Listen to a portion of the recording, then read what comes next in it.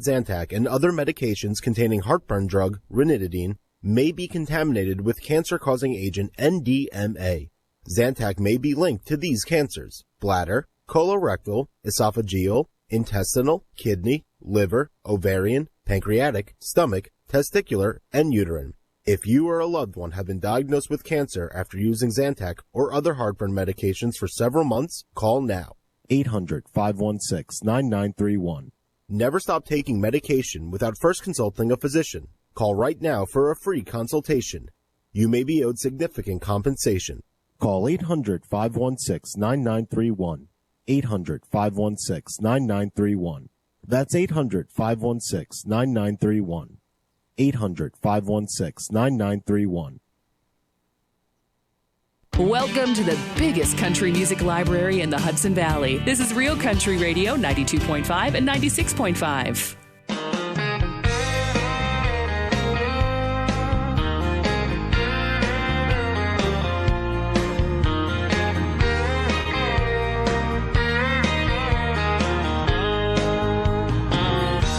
I never saw the end in sight. Fools are kind of blind. Thought everything was going all right, but I was running out of time.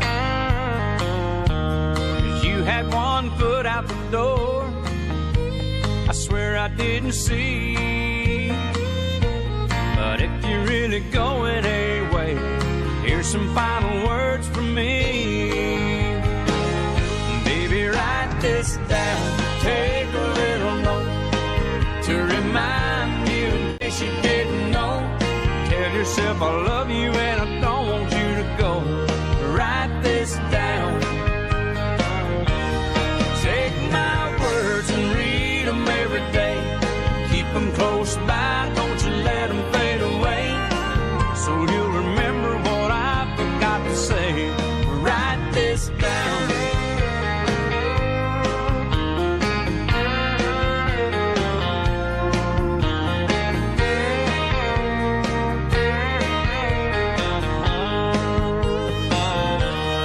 Sign it at the bottom of the page.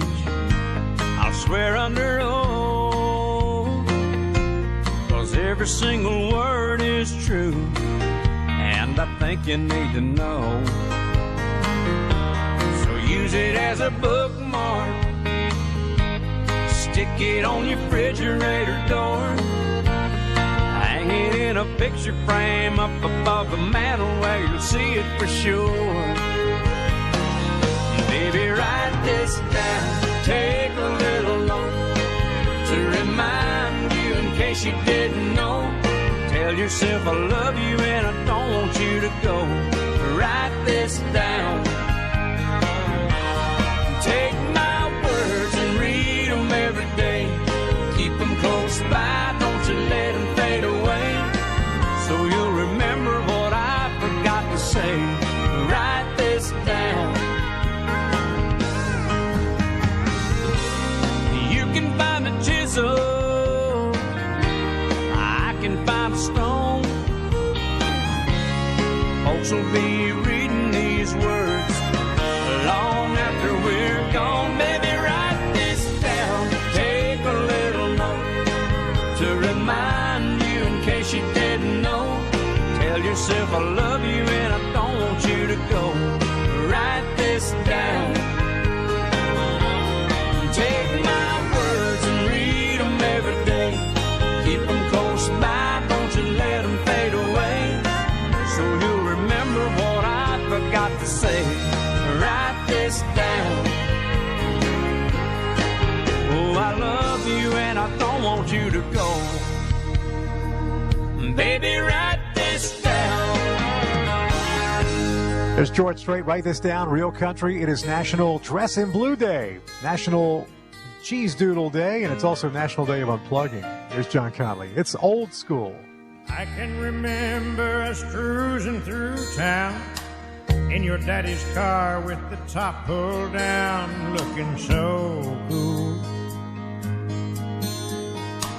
We came from different sides of the track, but we still held hands out back of the old school.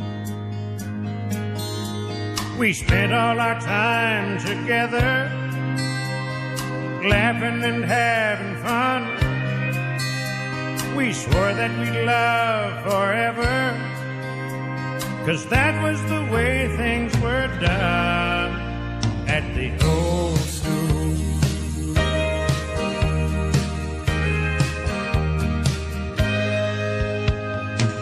We both made it to our graduation. You chose a college, I chose a vocation, driving 18-wheel. I became a part of your past. You went and married some guy in your class. He was a big deal. Your picture was in all the papers. You made such a lovely bride. They said you were going places, but me, I just went for a ride down by the old school. Old school. I got married to a sweet young girl and kept driving for the line. Your husband made his mark on the world, then he left you behind in the big house with the swimming pool. Now you drive your kids down to the old school.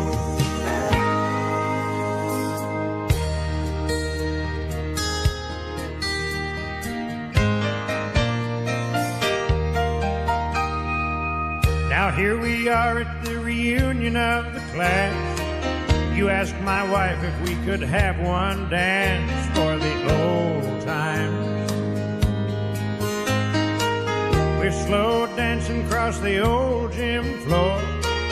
You whisper it could be just like before. Call me sometime. You ask if I understand you. Well, yes, I'm afraid I do. You say everybody does it, but I don't care if they do. I'm from the old school.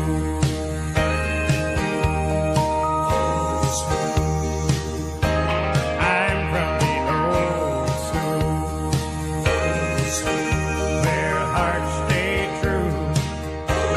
I'm from the I thought you were too.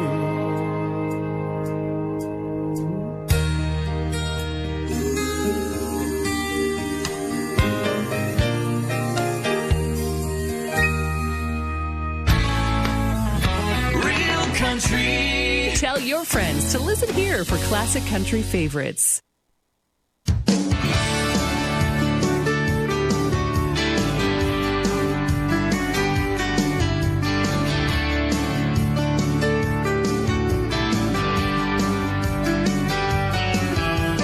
Driving through town, just my boy and me, with a Happy Meal in his booster seat, knowing that he couldn't have the toy till his nuggets were gone. A green traffic light turned straight to red. I hit my brakes and mumbled under my breath. His fries went a-flying and his orange drink covered his lap. Well, in my 4-year-old said a 4-letter word. It started with S, and I was concerned. So I said, son, now where'd you learn to talk like that? He said, I've been watching you, Dad, ain't that cool? I'm your buckaroo, I wanna be like you and eat all my food and grow as tall as you are. We got cowboy boots and camo pants, yeah, we're just alike, hey, ain't we, Dad? I wanna do everything you do, 'cause I've been watching you.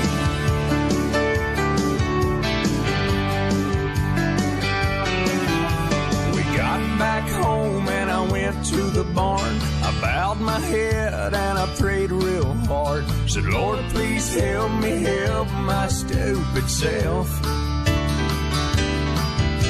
Then just right at bedtime later that night, turning on my son's Scooby-Doo nightlight. He crawled out of bed and he got down on his knees. He closed his little eyes, folded his little hands, spoke to God like he was talking to a friend. And I said, son, now where'd you learn to pray like that? He said, I've been watching you, Dad, ain't that cool? I'm your buckaroo, I wanna be like you and eat all my food and grow as tall as you are. Fixing things and holding Mama's hand. Yeah, we're just alike, hey, ain't we, Dad? I wanna do everything you do. So I've been watching you. With tears in my eyes, I wrapped him in a hug. Said, my little bear is growing up. And he said, but when I'm big, I'll still know what to do. Cause I've been watching you, Dad, ain't that cool? I'm your buckaroo, I wanna be like you and eat all my food and grow. On 920 WGHQ. Good morning. You're listening to Kingston Community Radio, airing on FM 92.5 and AM 920 WGHQ, Kingston, New York. This programming is brought to you by our listeners and corporate underwriters who are interested in presenting local community radio. The opinions expressed on this program do not represent those of Pamel Broadcasting or Kingston Community Radio. Listeners are encouraged to send in $10 per month to help bring this program to you. Mail your contributions to Kingston Community Radio, Post Office Box 4364, Kingston, New York 12402. For more information or to donate online, visit our website at mykcr.org. And good morning. This is Dan Gatis, and thank you for tuning in, sharing the morning with us, with Mario and Hugh. Friday, March 5th, 21 degrees here in Uptown Kingston. A little cloudy this morning, then generally sunny for the rest of the day, a high of 33. And tonight, partly cloudy early, then increasing clouds overnight, a low of 21. Saturday, mostly cloudy, a high of 31. Saturday night, a few clouds, low 18. Sunday, mainly sunny with a high of 36. And Sunday night, clear skies with a low of 17. And we'll be right back.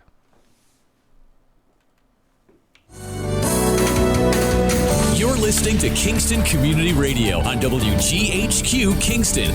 On your radio at 920 AM and 92.5 FM. And also online at mykcr.org. Never completely ready to adopt a teen. For late nights writing English papers. For your teen's music taste. For dinners, where they talk more on their phone than with you. For the first time, they call you Mom. You're never completely ready to adopt a teen, and you can't imagine the reward.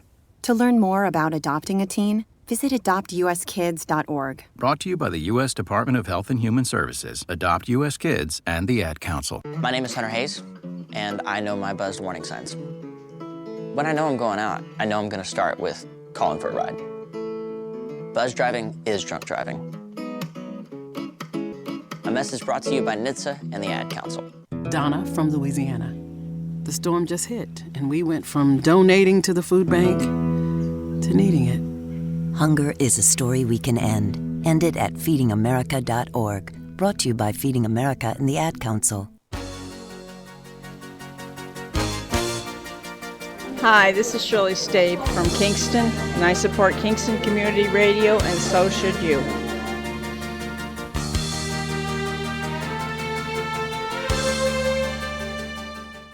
And thank you all for contributing and supporting Kingston Community Radio. It's your station, AM 920 and 92.5 FM, and streaming online at mykcr.org. And our call-in number, your call-in number, is 331-9255. Now let's get to the on-air studio with Hugh Reynolds. And we also have Mario Catalano with us today, too.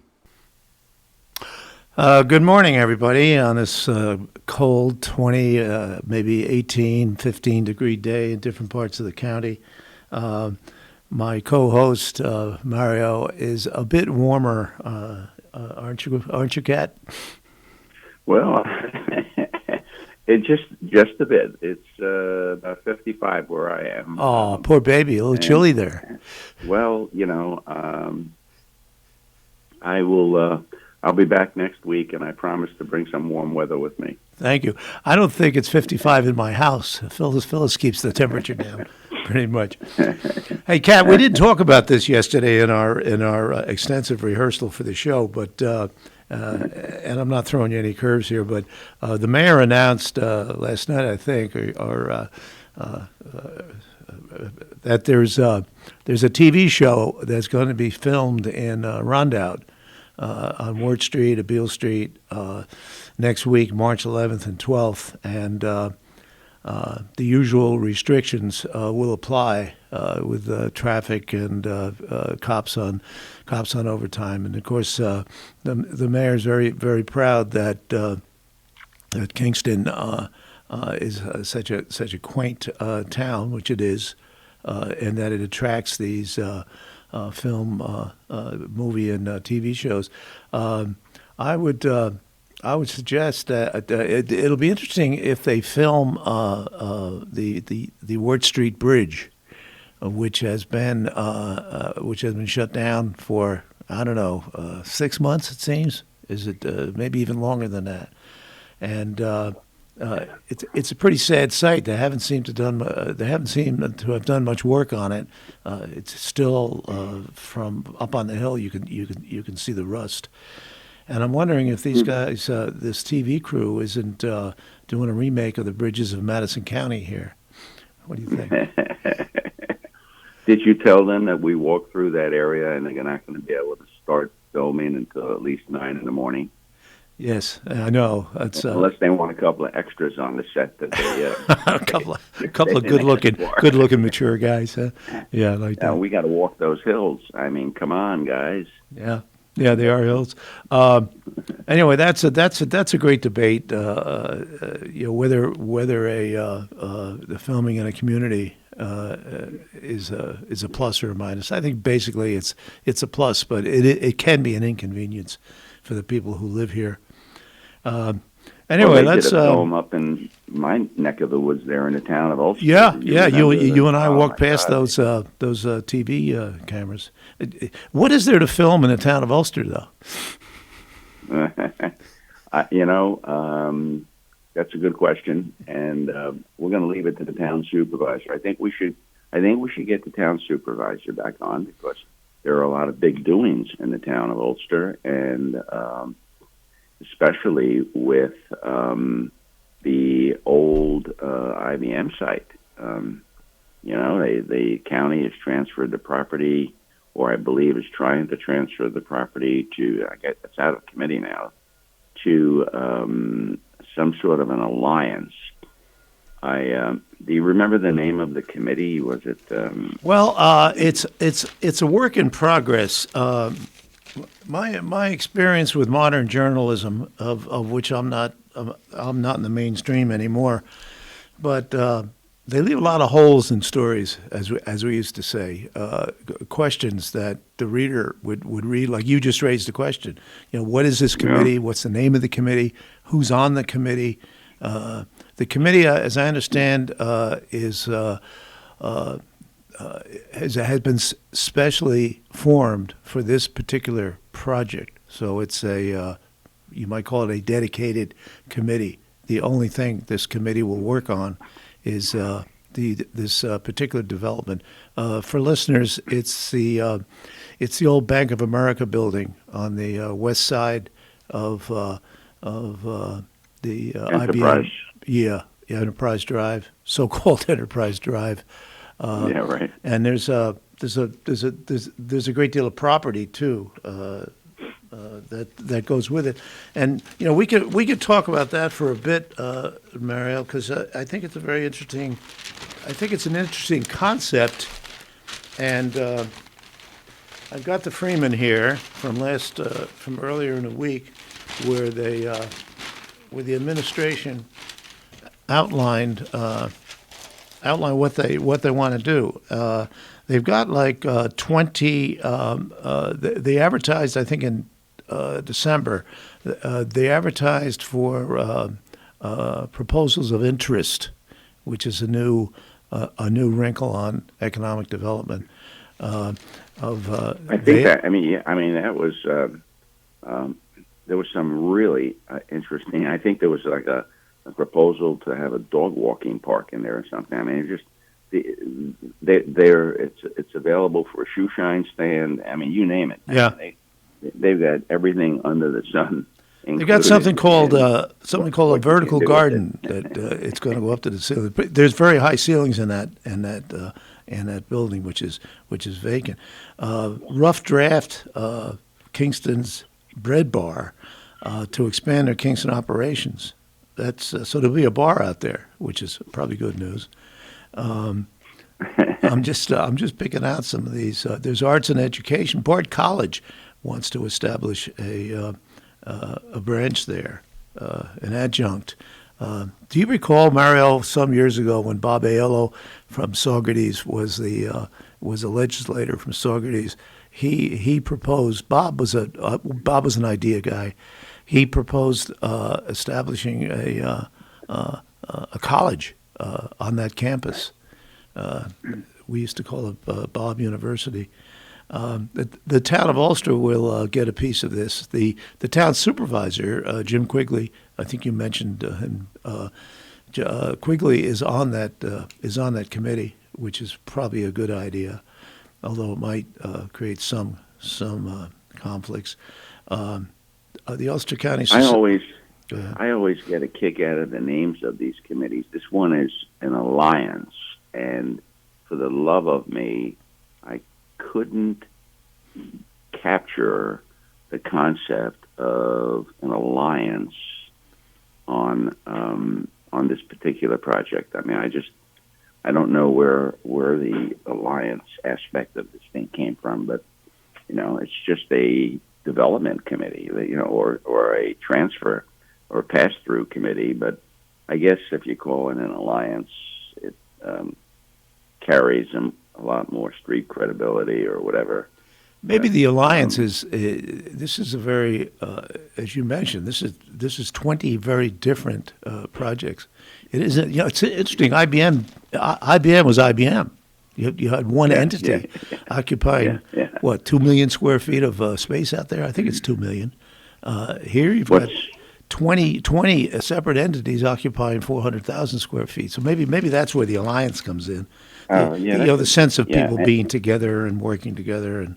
But it is all very vague, though, and I think some of the legislators have raised questions, as the legislators are prone to, of having this thing, this idea passed down to them, and incidentally approved by them, to start this thing. There's some really big numbers involved. There's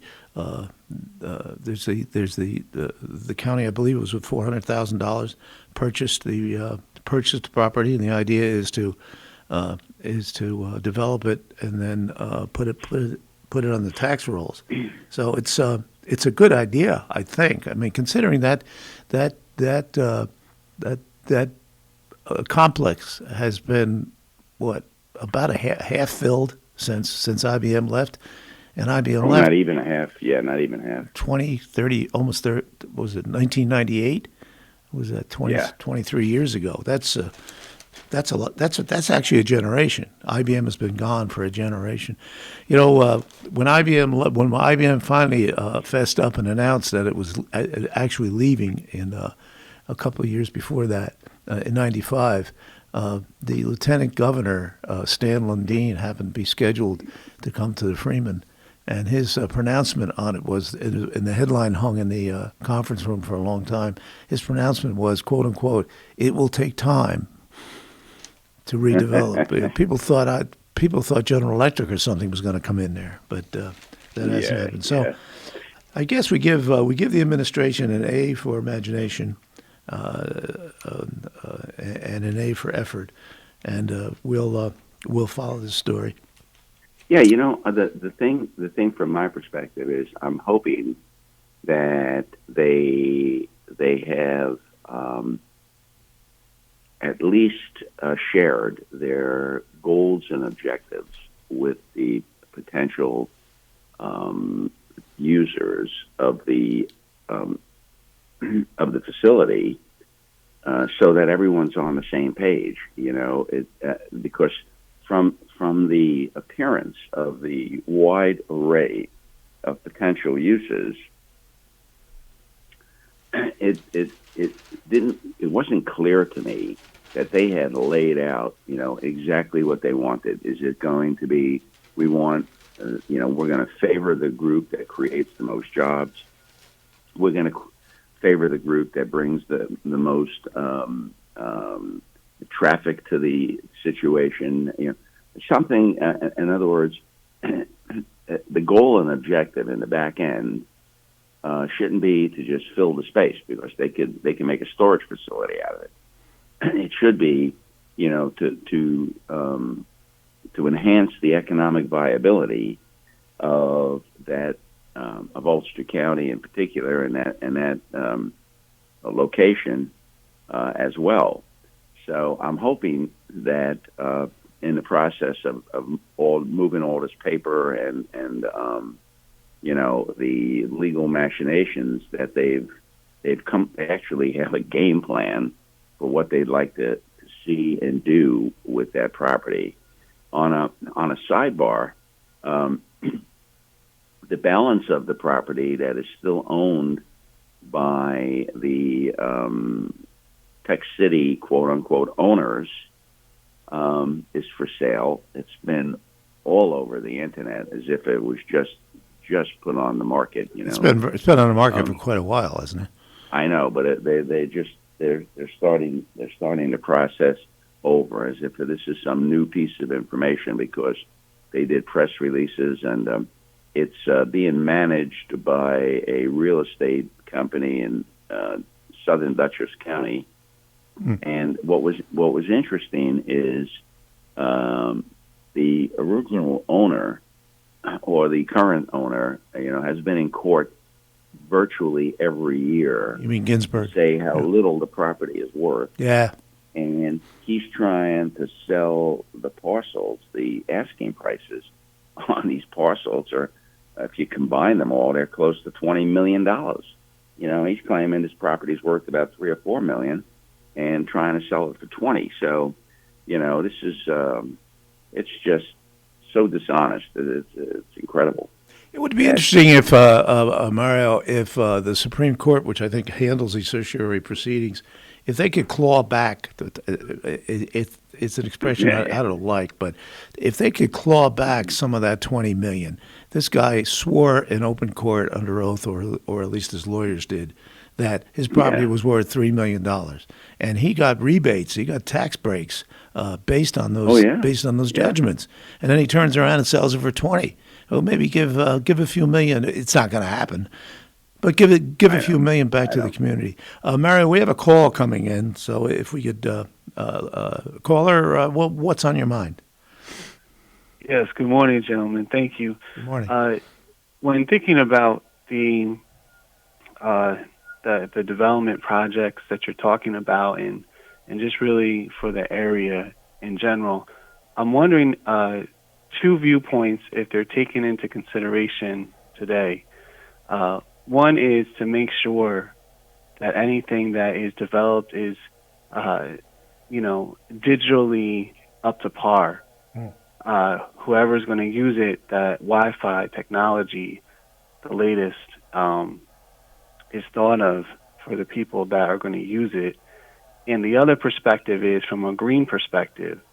I understand there's things like light bulbs today you could use that cost less over time. Just wondering if those two perspectives are part of these kinds of plans these days when we're doing a major development. project. I think you could take that to the bank, caller. This is the greenest administration, I believe, in the Hudson Valley. I mean, they're talking about things like Green University out there, which is a cornerstone of Pat Ryan's administration. And in terms of tech, he's a tech guy. That's how he made his fortune in the tech business. A former intel officer in the Army. So I don't think you'll have to lose any sleep over those elements. Oh, that's Yeah, I think either of those. Mm-hmm. Go ahead. I think there's a new awareness now about the importance of going green on some of these projects. Things that we ignored years ago, perhaps. So I would agree with you that, and I certainly appreciate the caller's interest. I think we all have to get a little more, involved in making sure that we preserve this planet for our children and grandchildren. However, what I'm hoping is that we don't go overboard and insist upon solar panels and this and you know what I'm saying. There's always a balance where you can do something appropriately, save on energy costs, and not kill a project. So. Well, Mario, Rupco has demonstrated with all of its projects that's not necessarily a conflict. That you can solar or thermal, which is very efficient. You can have both of those worlds. Oh yeah, when we built our house 18 years ago, we put in a lot of energy efficient. What was available at that point in time, we put in a lot of energy efficient things in the building of the house, and it pays off because you save on every aspect of it. Sure, absolutely, and I agree. And I'm hoping that, I don't think that we have to hope, but if somebody from the administration is listening, we encourage and we support this type of project. And we'd like to have somebody on our program to discuss it in further detail. Oh, that would be great. Mm-hmm. That would be great. Yeah, the vertical, there are two parts of that project that are by all means very green. The vertical gardens is literally indoor farming, and it is really, really exciting to think of these old mall buildings also for this vertical farming. And there was at least one, Hugh, if I remember reading the list, there was at least one of the projects that were very, very encouraging. I mean, it was integral to their project to have solar. I forget which one it was. Yeah, and I think that green farming thing is tremendous. If we can get, one of the disadvantages we have of living in the Northeast is you can't get fresh produce, in the off months, and that would be tremendous. I think it would be a boon. You mean fresh produce like marijuana? Well, no, I'm talking about carrots. Okay, it's hard to light a carrot, Mario. We can't get local. I mean, you can get them, by the time they get here from California. No, I was being facetious, but it's I believe it's legal. There's going to be farms out there. A lot of the stuff gets grown indoors, in other places, and you've got nothing but square footage out there. 1 million square feet could become available. Yeah. Absolutely. I don't know what's involved in doing it and how economically feasible it is, but I'm in favor. Anything that'll produce farmers market quality produce for the locals is a good deal. It's a good deal as far as I'm concerned. While we're talking about the state of the county, the county executive gave his annual state of the county by Zoom, I understand, address last month, the 23rd.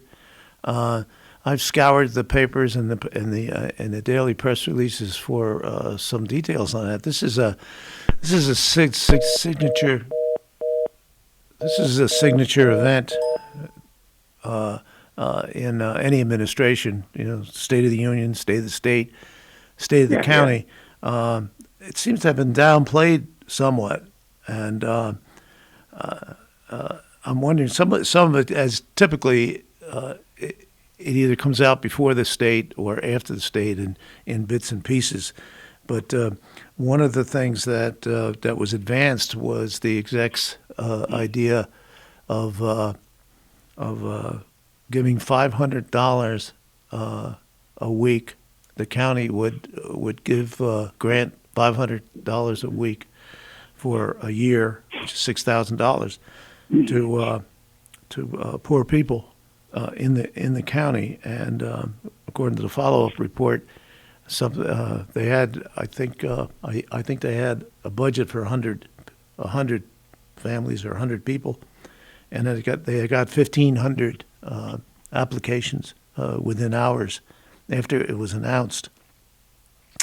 That says something, I think, about the state of the county at one end of the scale. In that there are some pretty desperate situations here in our county. I'm a volunteer for People's Place. In my job is to once a week deliver food to people in the homes in the greater Kingston area, and I dare say I've delivered to, I've been at it for about a year now, hundreds and hundreds of homes, and there's some pretty grim situations at these houses. I mean, when you're in a situation financially where you need to be given food, I mean, it's the most basic thing. It's pretty tough. But at the other end of the scale, you read about this real estate boom, and I think you referenced it with Ginsburg asking 7 times what he paid for the buildings. Yeah. This real estate boom just continues. I mean, I think it's a bubble, and real estate does run in cycles. But for the time being, it's astounding. You could probably sell that house you built 18 years ago for 3 times what you paid for it to build it. And so at one end of the spectrum, you've got people who are desperate for food and will sign up probably now by the thousands for a $500 county grant for a year. And at the other end, people are paying, I think, a medium sales price for a house in Ulster County. It was in the mid 300,000s, which 5 years ago would have been almost unheard of, except for really selected areas. And so you and I talked about this, and let's Mario, let's hear your views on this situation. Well, I essentially have a problem with these handouts. All right, not because I am a miserable old coot who doesn't want to hand out. My feeling very simply is this: they're doing an experiment with Johns Hopkins University, some social group, at Johns Hopkins wants to determine how giving a family $500 a month is going to affect their life. They'll probably publish a research paper on this and cover all the various aspects of what they did with the money and how it enhanced quality of life, etc. And I can save them the effort because I can tell you, if you give 100 poor families $500 a month, at the end of 1 year, every one of them is going to be happier than they were without the $500. They're going to have more spending money. They're going to have more money for food. They're going to have more money for clothes. I don't think, I've already figured that part out. I can save them all the costs of the research. All right? It's going to be beneficial. My problem is what happens at the end of the year. Okay? At the end of the year, they each received an additional $6,000, and now what do they have to show for that $6,000? So I am of the biblical philosophy of give a man a fish and he eats for a day, teach a man to fish and he eats for a lifetime. And that's where I think these government programs have really gone wrong. So instead of soliciting how many people in Ulster County would like a $500 a month handout, how about something unique, like how many people in Ulster County would like to apply for an educational grant to go back to school, take a course in the evenings at Ulster Community College to enhance your employability. And perhaps how many people are stifled in their current work situations because they don't read well, or they're not computer literate, or there are jobs available to them if they only knew how to do something, and spend $6,000 or whatever it would cost for 100 individuals to improve their ability to either get a job or get a promotion. Teach them how to fish, in other words. Mario, we have a caller. Caller, okay. Go ahead, please. No, I'm sorry. We have to do our 7:30 break. Yeah. Have a break? Yeah. We're going to take a break, Kat. Yep. Okay, Mario, okay. We'll see you in about 3 minutes. Stay tuned. To be returned. Okay, Alrighty. Yep. And you're with us here at KCR, Kingston Community Radio, AM 920 and 92.5 FM. My name is Dan Gatis. It's 7:31 a.m., Friday, March 5th, and 21 degrees here in Uptown Kingston. A little cloudy today, this morning, and then generally sunny for the rest of the day. High of 33. Tonight, partly cloudy early, and then increasing clouds overnight, a low of 21. Saturday, mostly cloudy skies all day, and a high of 31.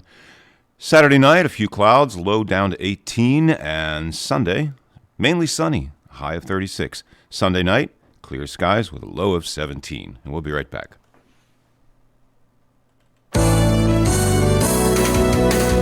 You're listening to Kingston Community Radio on WGHQ Kingston. On your radio at 920 AM and 92.5 FM, and also online at mykcr.org. Tom has been a teacher for over 40 years. One day, I think one of the students had asked the question and he didn't remember the answer. And I also noticed that he was letting his class out earlier than they were supposed to let out. I was really starting to worry. Levi and I talked about how it would change our lives, but he was there beside me. When something feels different, it could be Alzheimer's. Now is the time to talk. Visit alz.org/ourstories to learn more. A message from the Alzheimer's Association and the Ad Council. Hi, we're the Goo Goo Dolls. We're fortunate that our daughters have what they need to grow and learn. But that isn't the case for nearly 13 million kids in the U.S. that struggle with hunger. Childhood hunger is a heartbreaking reality that Feeding America is working to change. Each year, the Feeding America network of food banks rescues billions of pounds of good food that would have gone to waste and provides it to families and children in need. You can help kids in need in your community by visiting feedingamerica.org. Brought to you by Feeding America and the Ad Council.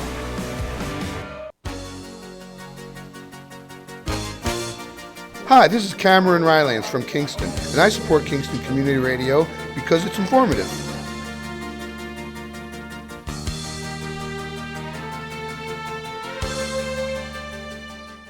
And we're back. You're here with us at KCR, Kingston Community Radio, AM 920 and 92.5 FM, and streaming online at mykcr.org.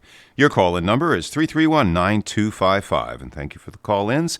This upcoming portion of Kingston Community Radio is brought to you by Ulster Savings Bank. Many locations throughout the Mid-Hudson Valley, one near you. And let's get back to the on-air studio with Hugh Reynolds and Mario Catalano. Welcome back. Thank you, Dan. And hello, Mario. Welcome back. Do you want to delve into politics for a bit? Well, I just want to finish up on that thought. Conclude. Yeah, I wanted to conclude with, in my opinion, they're going to give away $600,000 at the end of that period of time. That $600,000 is really not going to grow. Whereas if they spend $600,000 helping people get promotions at work, teaching them skills, and maybe even some folks can't get ahead because they can't read very well. Let's help those people. Let's teach them to read, to be able to write and converse, and let's help them and improve their employability situation. That, to me, would be money well spent and would certainly be worth a research project from Johns Hopkins, giving people money to find out how they fared after the end of the year. I mean, come on, guys. Anybody, I can find some kid in kindergarten tell you that yeah, they did very well. I'll take another $6,000, thank you. I mean, come on. You just can't keep doing this forever. I think we really have to empower people to help themselves.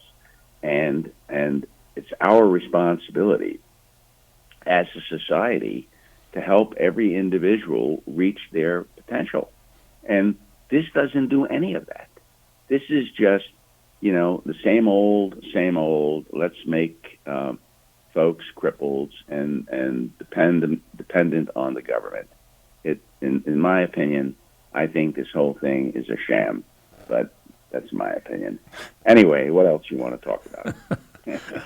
I would add parenthetically that $6,000, if it landed in your lap all at once, is a fair amount of money. But the minimum wage is $15 an hour, which works out to about $20,000 a year. So $6,000 compared to that, it's not a lot of money. It's really kind of it's really kind of pocket change. Well, when you think about this, you work 2,000 hours a year. Most people, 40 hours a week, 50 weeks. So you work at 2,000 hours, 2,000 hours a year. This is the equivalent of a raise of $3 an hour for those folks. Mm-hmm. All right, and I think that's significant. However, it only lasts for a year. If we took that $6,000 and invested it in those people, and they were able to make an additional $3 an hour for the rest of their lives, in 10 years, that $6,000 becomes $60,000. And in 20 years, it's $120,000. So it grows exponentially if you teach them and give them some skill with that money, instead of here's $6,000, spend it however you want, and just let us know so we can study you like you're some sort of a lab rat. But Mario, come on, that's a lot of fish. $120,000. Maybe they should have announced a $120,000 program. That would have got my attention. This just in. Harris resigns. Now, we think we just elected Harris, but in fact, it's the Harris from the town of Esopus.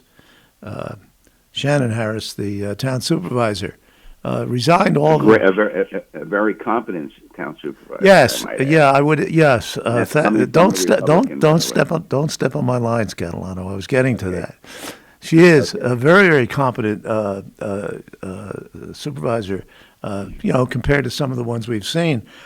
I thought one of the things she did was help the town kind of catalog itself to get a sense of what it is, what the town's assets are, its strengths and perhaps its challenges.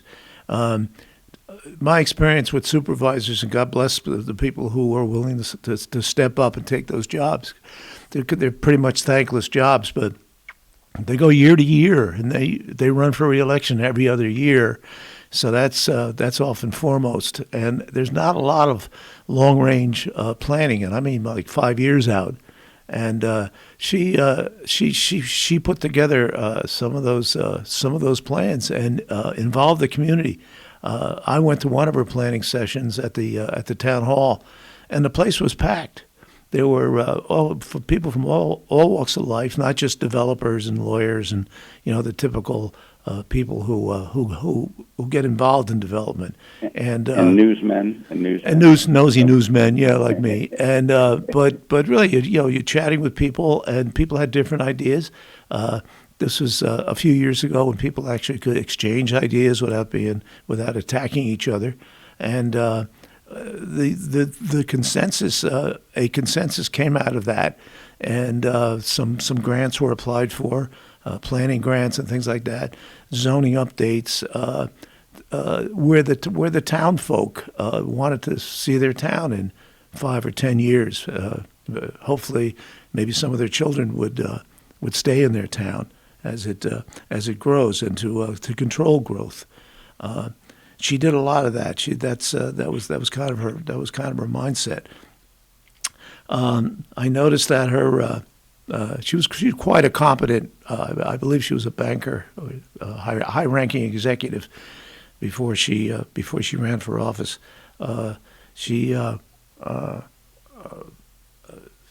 I lost my train of thought for a moment. But anyway, she was paid something like $36,000 a year, which, if memory serves, from 5 minutes ago, is not much above the minimum wage, and that's for 40 hours. And being a town supervisor is sometimes a 24/7 type of job. People feel they can call their supervisors at any time, and get them to their house to look at that leaky pipe, or whatever. I think the town might take a look at its next budget cycle, which is about 6 months. They might take a look at the supervisor's salary. Now, they were able to attract a well-qualified person, overqualified person in my view, in Harris to be town supervisor, but throwing another $10,000 on the pile, might help attract some other people who would work for the job. Absolutely, and I give a lot of credit to these folks who have great credentials, have been very successful in their careers in the private sector. I mean, look at town officer Jim Quigley. Yeah, another good example. Yeah. And then willing to give back to their communities, and Shannon also willing to give back to their communities. And I mean, you just gotta give them a real shout out and say thank you so much for doing what you do. And I also think you're correct. How does a town with budgets in the millions of dollars decide to pay a chief executive to manage all the employees and the entire, operation of essentially will be considered a, medium-sized business, and they pay them $36,000 a year? I mean, it's like, if you're not willing to volunteer and to take a massive pay cut, you're never gonna find anybody with the credentials to be a good, operations manager. It's kind of unfortunate, and I think some of the towns should and would benefit from adding a few dollars to their, maybe even more than a few in some cases, to their budgets. I totally agree with you. Well, that's a first. Now, Harris is a young single mother with three boys, a set of twins, and another boy, who I think are all under school age. So that's what she cited as her reason for resigning, and we respect that. But little boys grow up, they go to school, and hopefully there's another role for Shannon Harris to play in either her community or maybe on a higher level. She's certainly well qualified. Absolutely. And, she may have been a victim of the pandemic with the schools being closed. And I mean, it's been extremely difficult, especially single parents, to get anything done with, you didn't know if the kids were going to be in school, out of school, what was going on. And, you also have to feel very, very sorry for these children. They've missed an entire year of education. I don't care what anybody tells you. There's a lot more to learning than just looking at a screen and doing a homework assignment. Yeah. Say that again. Interactions, social interactions, sports, gone, competition, just the socialization with other students, learning to work as a team on projects. How do you work as a team? My grandson, who's going to be 12, was given an assignment, for 4 students to work as a team. Well, you should have seen the logistics on that one. Trying to get them hooked up on Zoom, and you got to be kidding me. But this is what was going on, and I think it was shameful, to be honest with you. We have a caller, Mario. Caller? All righty. Hello, caller. Are you there? Yes, I had a comment and I had a question. Comment is in a nod toward the last topic, and I think you had said it was $500 a month for the year. In the context of who may get that, I was thinking that what about families or a small business owner affected by COVID, where they've had a loss economically, or maybe someone who was sick, couldn't work, or had to stay home with kids, as a way of the recovery from this for a year. Just that came to mind, and I say that because thinking about the town supervisor Harris here, and with young kids, and what does a single parent have to go through? How does that impact work during this year? And still, maybe. That's my comment. But my question is, how do you think this period of time with COVID will inform how we select our leaders moving forward, people we elect? Do you think that, at least for the next election cycle, will we maybe look at someone's ability in the context of how can they handle a real crisis when it comes to us like this? Or how did they handle it, I wonder, when looking at the next election cycle from a local level, if this lens of COVID might be a pro or con for some of our elected officials. That's my question. Good question, caller. Thank you. Mario, what's your take on that? Well,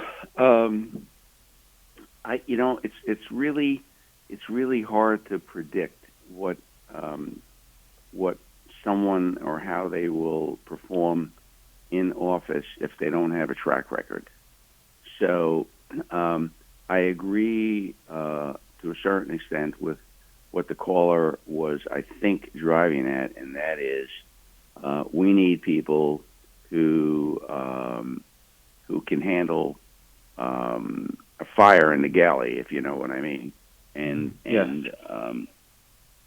and be able to deal with some difficulties, because I don't think we're completely out of the woods yet with COVID, and who knows what else might be coming down the pike. So, and I think it's hard. It's very difficult for. I'll give you an example. A couple of. I saw an election where it was for a financial office. Okay, someone who needed to be an auditor and a numbers cruncher, etc. One candidate had a master's degree in finance. The other candidate was owned a small business and had very, very little financial experience. And the person with the lack of financial experience won the job basically on politics. And so if we could just get politics out of this, if we had nonpartisan elections, then I think you'd probably get the best candidate. But as long as people in this country are still so divided and so partisan that, you can run Mickey Mouse in on the Democratic line and win an election, or in some places you can run Minnie Mouse on the Republican line and win an election. That this is probably the biggest challenge we have as an electorate, and that is that we don't insist on folks presenting their credentials. I mean, look at the last election. You get all of this mail coming out of Albany. The printing presses up there are running around the clock. Both sides lying about their component. What's the average person out there voting to think when they can't get a straight answer or any truthful knowledge about the candidates? And the candidates themselves, they don't even present to the press anymore. They're sending out tweets, and they're running their campaigns on Facebook. Everything is like a totally controlled environment, and it's actually run, in my opinion, by public relations companies to present a candidate, and you don't even know what you're voting for half of the time. It's awful. But I agree with the caller that I think we should start looking at one of the criteria should be, how would this person handle, stress? How would this person handle a crisis? And go from there. Okay. The caller mentioned the virus, which is foremost in everybody's mind now, and I'd like to share an experience, my own experience. And you and I discussed this last night, and I bow to your medical expertise, even though you're only a dentist. What was that Seinfeld joke? The dentists are medical students who can't pass the boards. But anyway, Phyllis, my wife, and I got our shots a couple of weeks ago. The second shot. It took people familiar with the process. It takes about a month between first shot and second shot. Yeah. And I thought I was home free. That I had my 2 shots, and it was a vaccination. And in my context, a vaccination is something that prevents a disease, possibly cures a disease. And you and I are 9 days apart, Mario, so we go back to a time when polio was a scourge. In my community in the Hudson Valley, different places we lived, summers were scary. Kids didn't come back. They got polio, and some of them died. And I mean, it wasn't a pandemic like we have now, but it was there. And parents worried about where we went swimming. They thought you might get it from, if you swam in the Hudson River, you might get anything, and so forth. And then came the vaccination, the Salk vaccine, and it went away, and nobody got polio anymore. It was miraculous, and maybe I'm naive, maybe I'm misinformed or uninformed, but I thought when I got my 2 shots, I was home free. That I had not had it. I had no symptoms whatsoever. I did all the right things, I thought, with the mask and the distancing and staying out of crowds, staying home, and the kind of things we're subjected to by this pandemic. And now I discover that, well, maybe what you thought isn't really what is the facts of the matter. And it was compounded by a friend of ours who also had the shots. She's a woman of about 65 or so, 70, around that age, that vulnerable age group that gets first in line. And she had to go in for a medical procedure, and she had to be tested again. And she just come off the second shot. And I said to my wife, I said, what the hell's going on here? I said, so we're going to wear masks for indefinitely. We have to be tested all the time. Just what did this vaccination, so-called, just what did it do?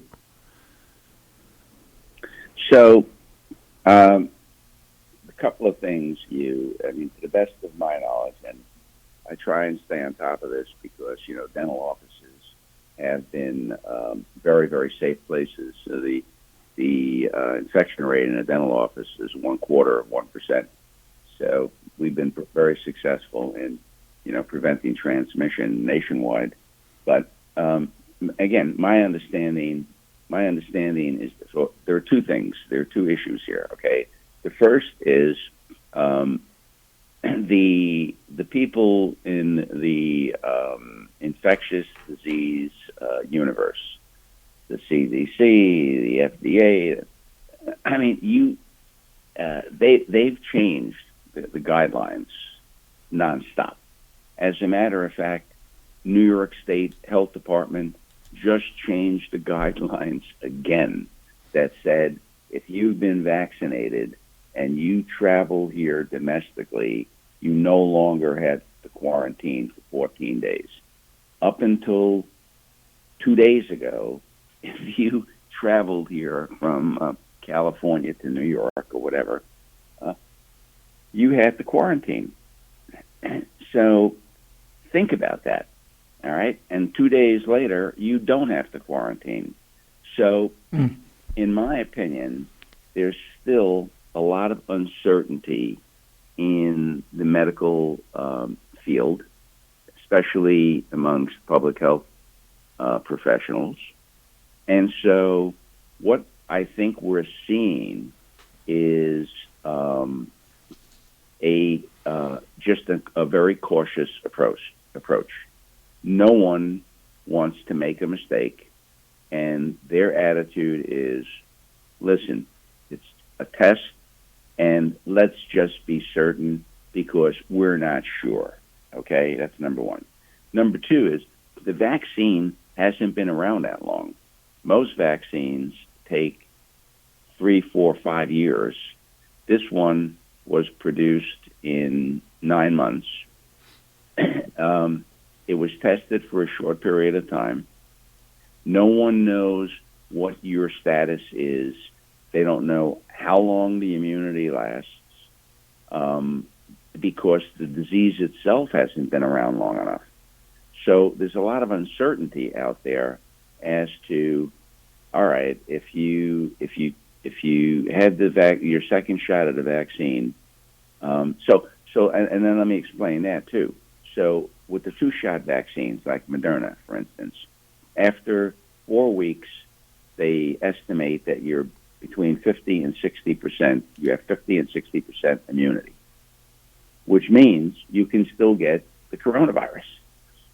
Now, you get your second shot, and depending on your age, you can get as much as 95% immunity, And so age enters into the picture, because if you're over the age of 65, they think you get about 85% immunity. Now, the last time I checked, you were over 65. So you probably have somewhere in a range, and again, it's all individual. Nobody really knows. But you probably have about 85% immunity. That means you have a 15% chance of getting the virus. So that 15% chance, those folks in a hospital, because in a hospital is like an incubator, okay? One person walks into this is what happened in the nursing homes. One person walks in and it spreads like wildfire through the place. So they're being extra cautious,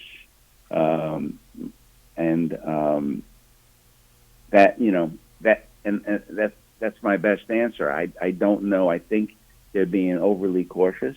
They want to make sure that they don't become a nidus of infection, and you may have 100% immunity. You may have 85% immunity. You may even have only 70% immunity.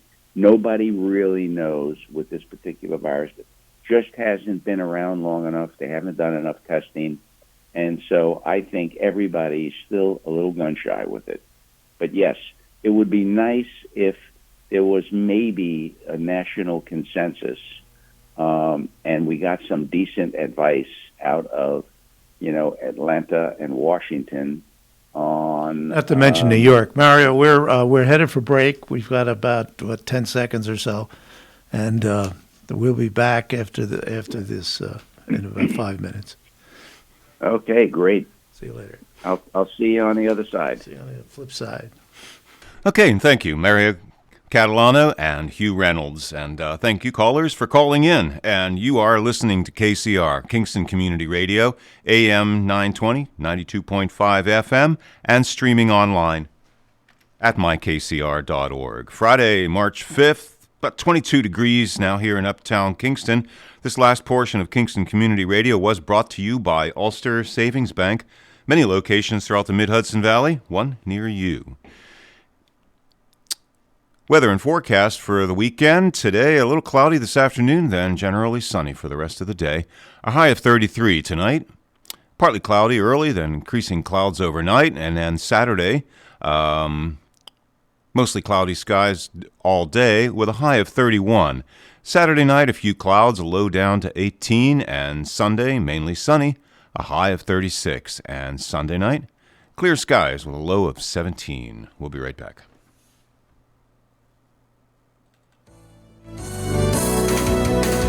You're listening to Kingston Community Radio on WGHQ Kingston. On your radio at 920 AM and 92.5 FM, and also online at mykcr.org. COVID-19, brought to you by CDC and the Ad Council. Feel like your emotions are all over the place? A healthy routine that includes enough sleep, exercise, and proper nutrition can help you feel more centered. Find more self-care and coping tips at coping-19.org. Hi, this is Tony Marmo from Norman Staffing, and we've been bringing together employers and job seekers since 1980. If you're an employer and have job vacancies, let Norman Staffing help fill them with permanent or temporary workers. We screen, interview, and recommend the best candidates for your company. We make the employment process easier and faster for you. Please call Norman Staffing for your employment needs at 338-9111, 338-9111, or normanstaffing.com.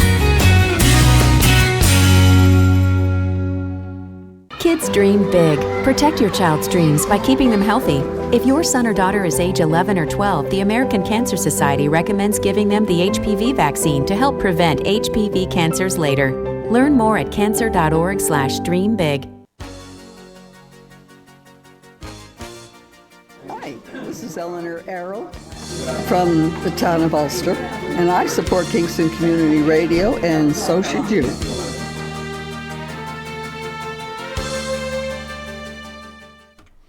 And we're back. You're with us here at KCR, Kingston Community Radio, AM 920 and 92.5 FM. And this upcoming portion of Kingston Community Radio is underwritten by Friends of Kevin Cahill. Supporting the technology that brings you Kingston Community Radio, Friends of Kevin Cahill are avid supporters of local media. Join Kevin Cahill in supporting Kingston Community Radio by sending to Post Office Box 4364, Kingston, New York 12402, or online at mykcr.org. And thank you for your support. And let's get back to the on-air studio with Hugh Reynolds and Mario Catalano. Welcome back. Thank you, Dan. Just to remind callers of our number, 331-9255. We have some birthday announcements. Excellent. And here's 8-year-old Sam Fox. That's a great name. That's a good, solid name. Sam Fox. From his family, from friends and family. And we miss you, they say, and special hugs for Sam. And we have a happy... That's today, Friday? No, Sam was March 5th. Yeah, today. Yeah, today. Yeah, today, good. Yeah. Okay. Okay. We have a Saturday birthday. John Camarero. Love from Sharon, Peter, and Daisy. And there is Catherine Devin. Devin, I guess. Devin, Yeah, we'll go with from your friends and family. And a particular friend of mine from last week, Lynn Archer, Ulster County legislator, from all your friends in the county legislature. And the winner, I like this kid, Sam Fox. So, Sam, come on over to Boyce Brothers Milk House on O'Neill Street and pick up your Boyce Brothers cow pie. He's the Friday winner. And he's the Friday winner. Moo. Yeah. And we have an announcement from the Manacor, Kingston Manacor Democor. Did anyone win for Saturday and Sunday? Oh, 2 of them. All right. Okay. How about here? I'm shuffling my Reynolds, papers. take How about days Catherine? off and you can't get the birthdays right. What I'm gonna, hurry back, Mario. Catherine Devine, congratulations. And she won for Saturday, I She won guess. for Saturday. Excellent. Yeah. Okay, Catherine. So we muddled our way through Catherine that one. Devine. Jeez, this is how far the mighty have fallen. I used to be a famous columnist in this town. This is just an announcement. The Bavarian Luncheon Takeout, pre-order by Tuesday, March 16th. The Kingston Manacor, Democor. I don't know if it says Kingston Manacor, men and women, German Singing Society, at 37 Greenkill Avenue. And to order, called Terry, the chairwoman, at 845-338-4094, or the Club Hall at 845-338-3763. And I believe they're in the phone book.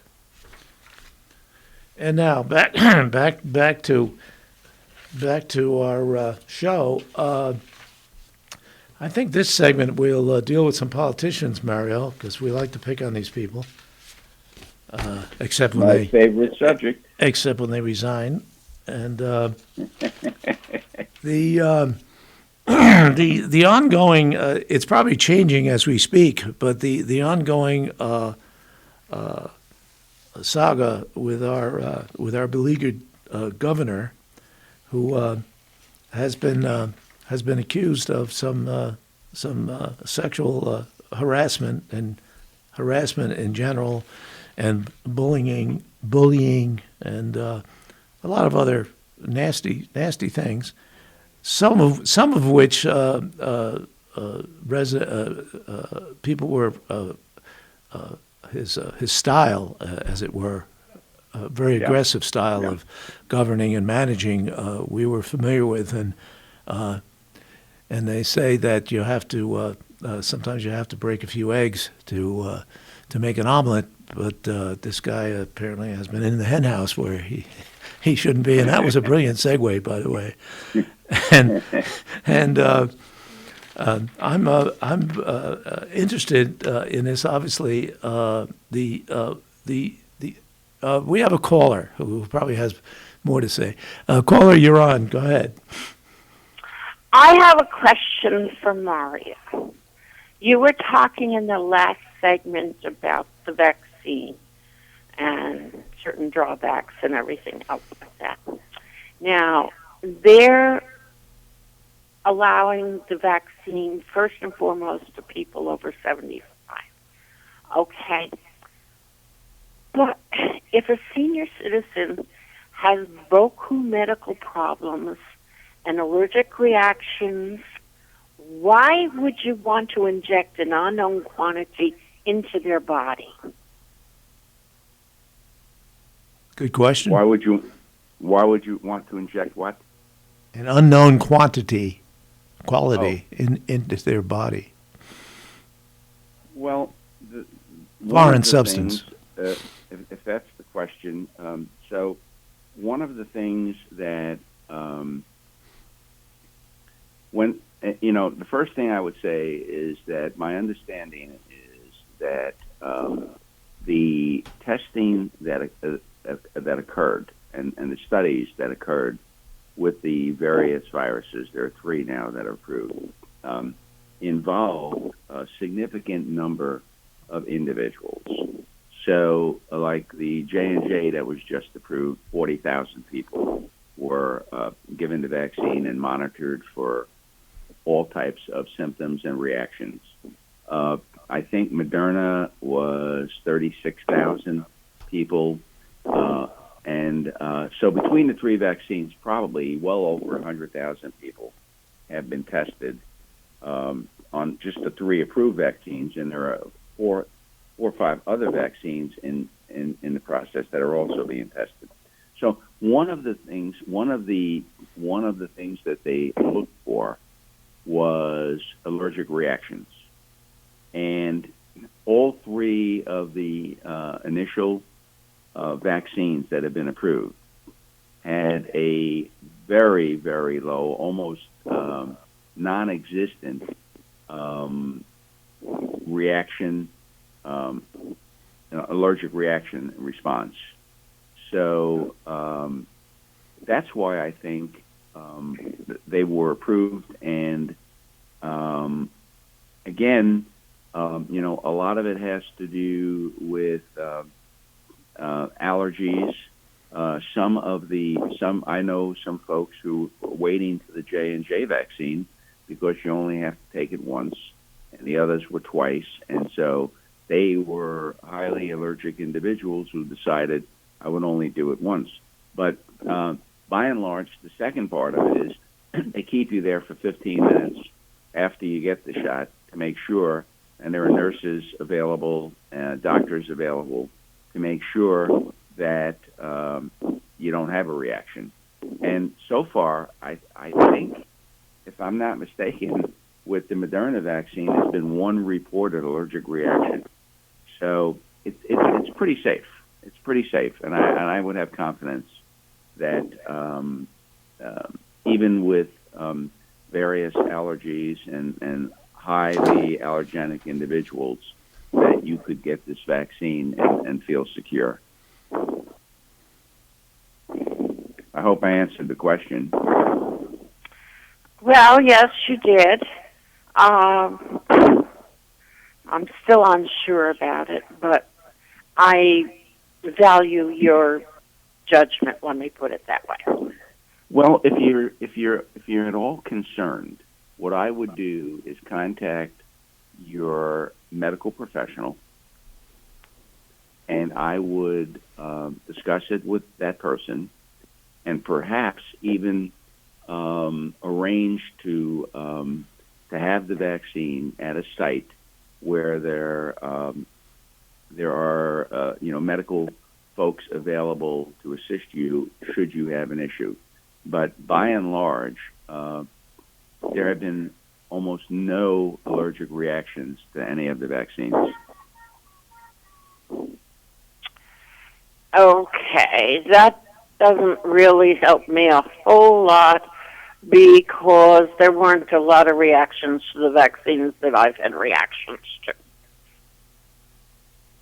What do you mean by that, madam? Do you understand what I'm saying? No, I don't. Could you explain that, please? But at any rate, I appreciate your time, and thank you very much. Thank you for calling.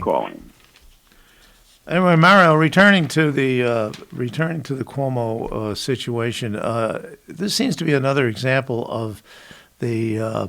It's not so much the offense, which with the allegations are certainly serious. It's not so much the offense, but the reaction to it. In Cuomo's case, the so-called apologies, the explanations, and the accusations on his part. He's posturing himself as the victim when he's accused of some serious improprieties, which he admits to, and yet he's also the victim. Maybe I'll tell that to the next trooper that pulls me over for speeding. Try that one. So, the thing that stands out in my mind is the total hypocrisy. And it's starting to get to the point where you can virtually predict the reactions of people based upon their politics. And it's so sad. It is absolutely so sad. I'll give you a prime example, okay? When people, there were two or three women that were accusing Brett Kavanaugh of sexual harassment, I guess would be a catchphrase for this, when he was in high school. Okay, not when he was governor, not when he was a judge, when he was in high school. And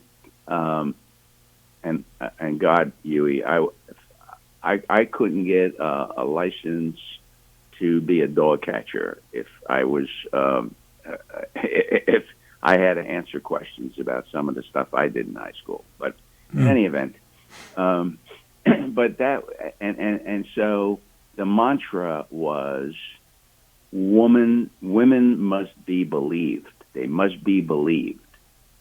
Now, very, very interestingly, a very prominent Democrat, the governor of the state of New York, is accused of these improprieties.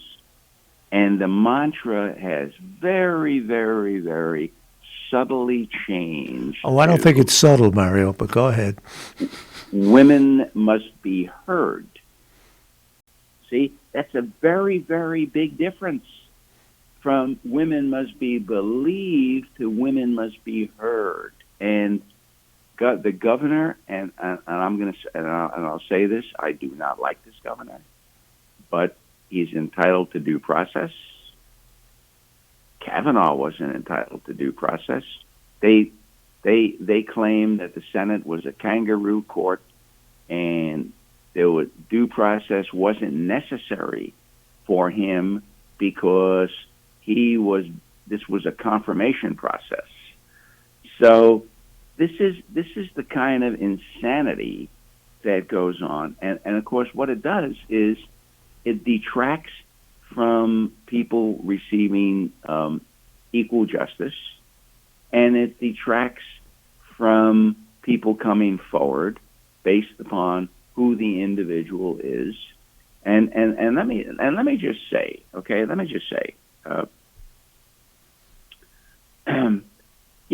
they virtually every Democrat in Congress voted against the impeachment of President Clinton when he was accused of a lot worse. Okay? And that's what I'm saying. This is now sexual harassment now, in my opinion, has become a game of politics. Who was the harasser? What was his party registration? How prominent? And now we'll decide exactly what our reaction is going to be, because we're not going to have equal reactions for equal offenses. We're going to have modify our reactions and our consequences based upon a number of factors. And I think this is terrible. If you have 1 second, let me just read you a quote, okay? And you can tell me who said this. and this was during the Kavanaugh confirmation, says there is a disrespect for women that this administration chronically exemplifies. After the Me Too movement, they did absolutely nothing when it came to sexual harassment. That was Harris. That was on September 25th, 2018, at Lake George, and it was the governor. Huh. All right, it was the governor. Now, how about this one? He is not entitled to a presumption of innocence. Men should just shut up and accept the allegations. How about that one? That's the governor? That was the infamous brain-dead Senator Mazie Hirono from Hawaii, who, has she said anything about Cuomo? No, absolutely not. But Kavanaugh should just shut up and accept the allegations, and he's not entitled to a presumption of innocence. Meanwhile, every major Democrat has said Cuomo is entitled to his day in court. He's entitled to be able to defend himself, et cetera, et cetera. This is what I'm saying. This is the stuff that drives me crazy, the gross hypocrisy. Now, you got three senators in Ulster County. Two have called for him to resign. The third state senator hasn't called for anything. She couldn't even be reached for comment. So, You're referring to Senator Henchy, obviously. Exactly. Can't be reached for comment on this? Ay. What's going on here? Again, pure and simple politics. Now, here's what I want to say. I do not like this governor. I've never liked this governor. I don't like his style, and I don't like his politics.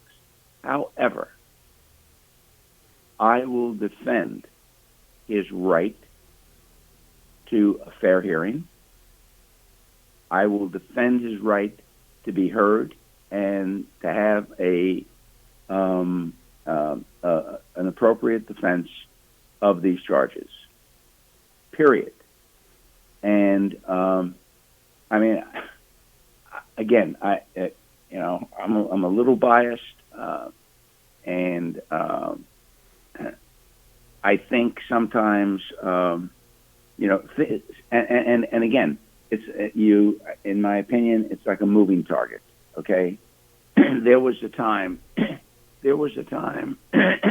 when a president could have sex in the Oval Office, and it seemed to be all right. He shouldn't have done it. Let's slap his hand, and we'll move on.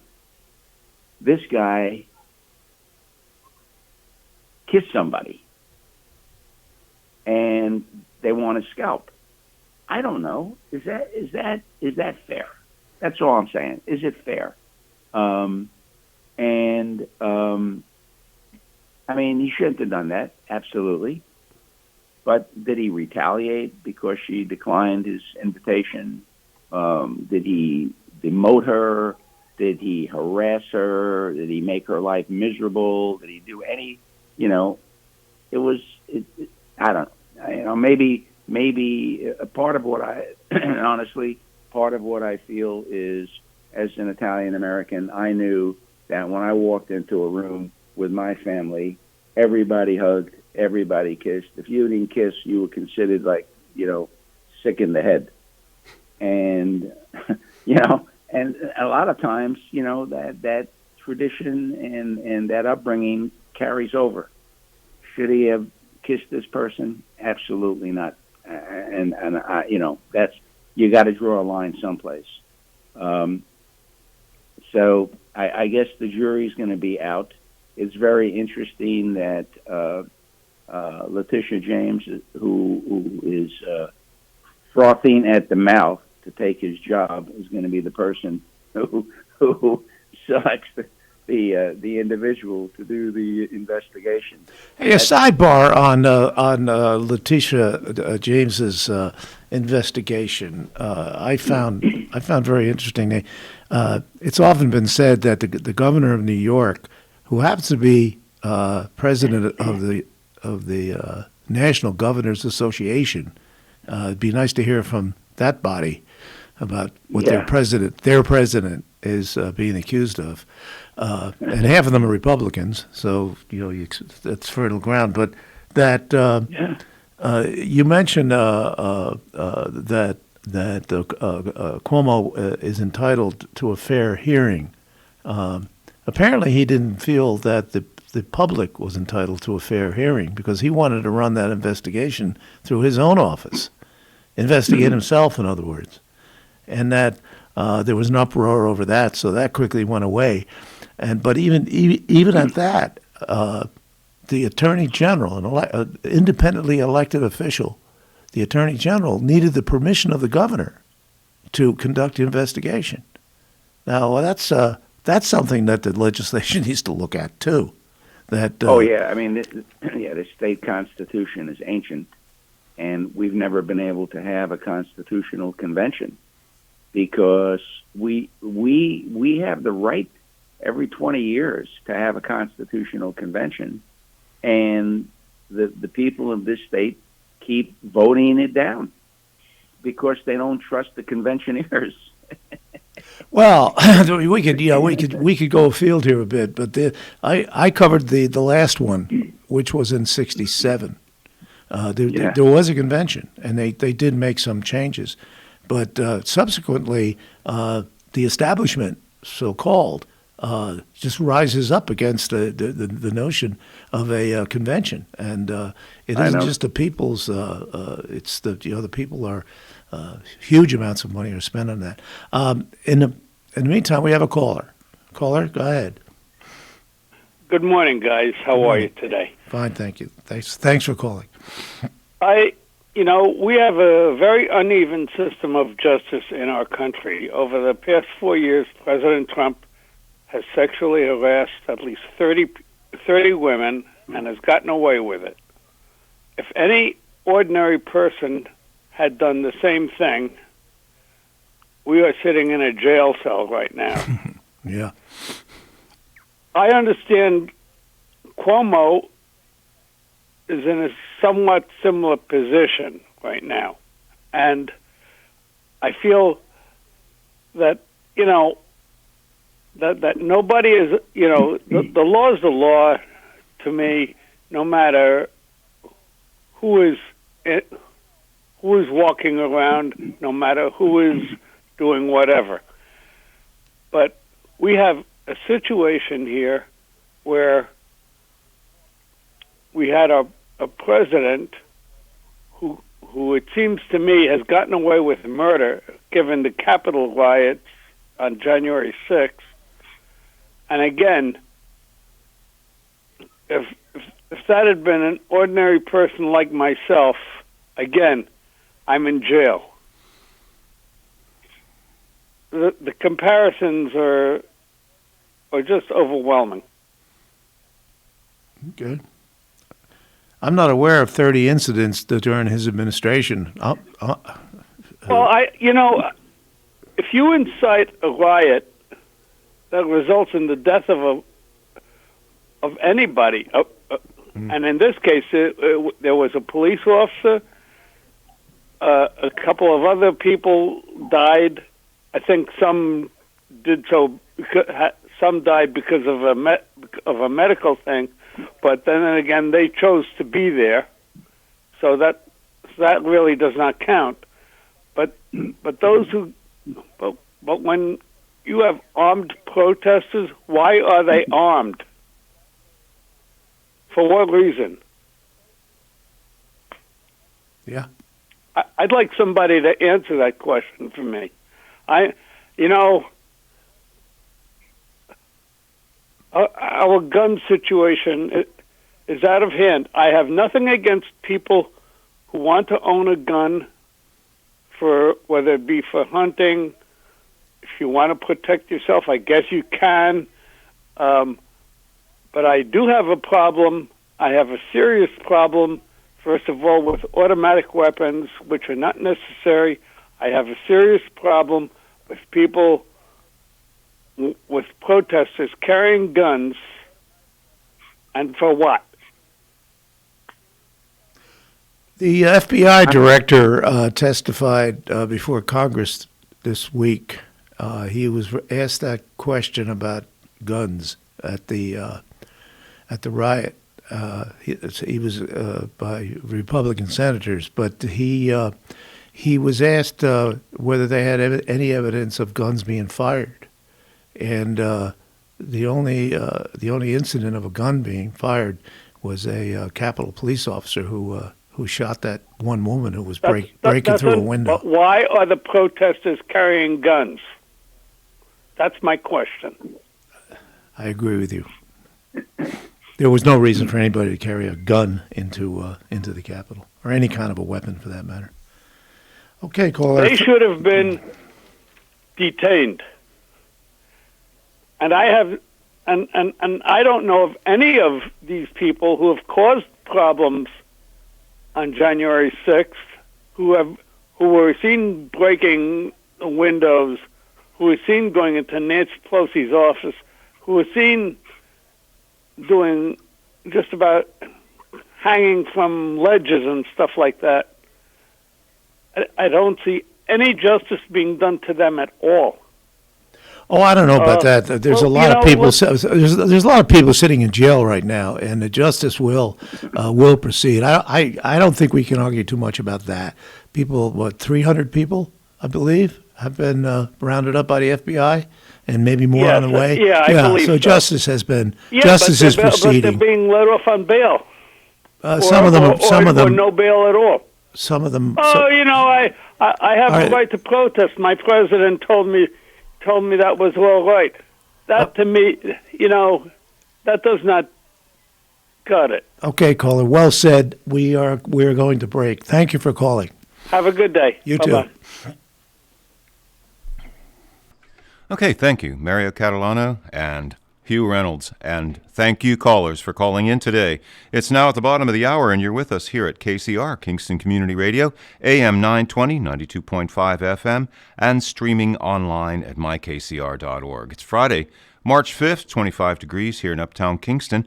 This portion of Kingston Community Radio has been underwritten by the Friends of Kevin Cahill, supporting the technology that brings you Kingston Community Radio. Friends of Kevin Cahill are avid supporters of local media.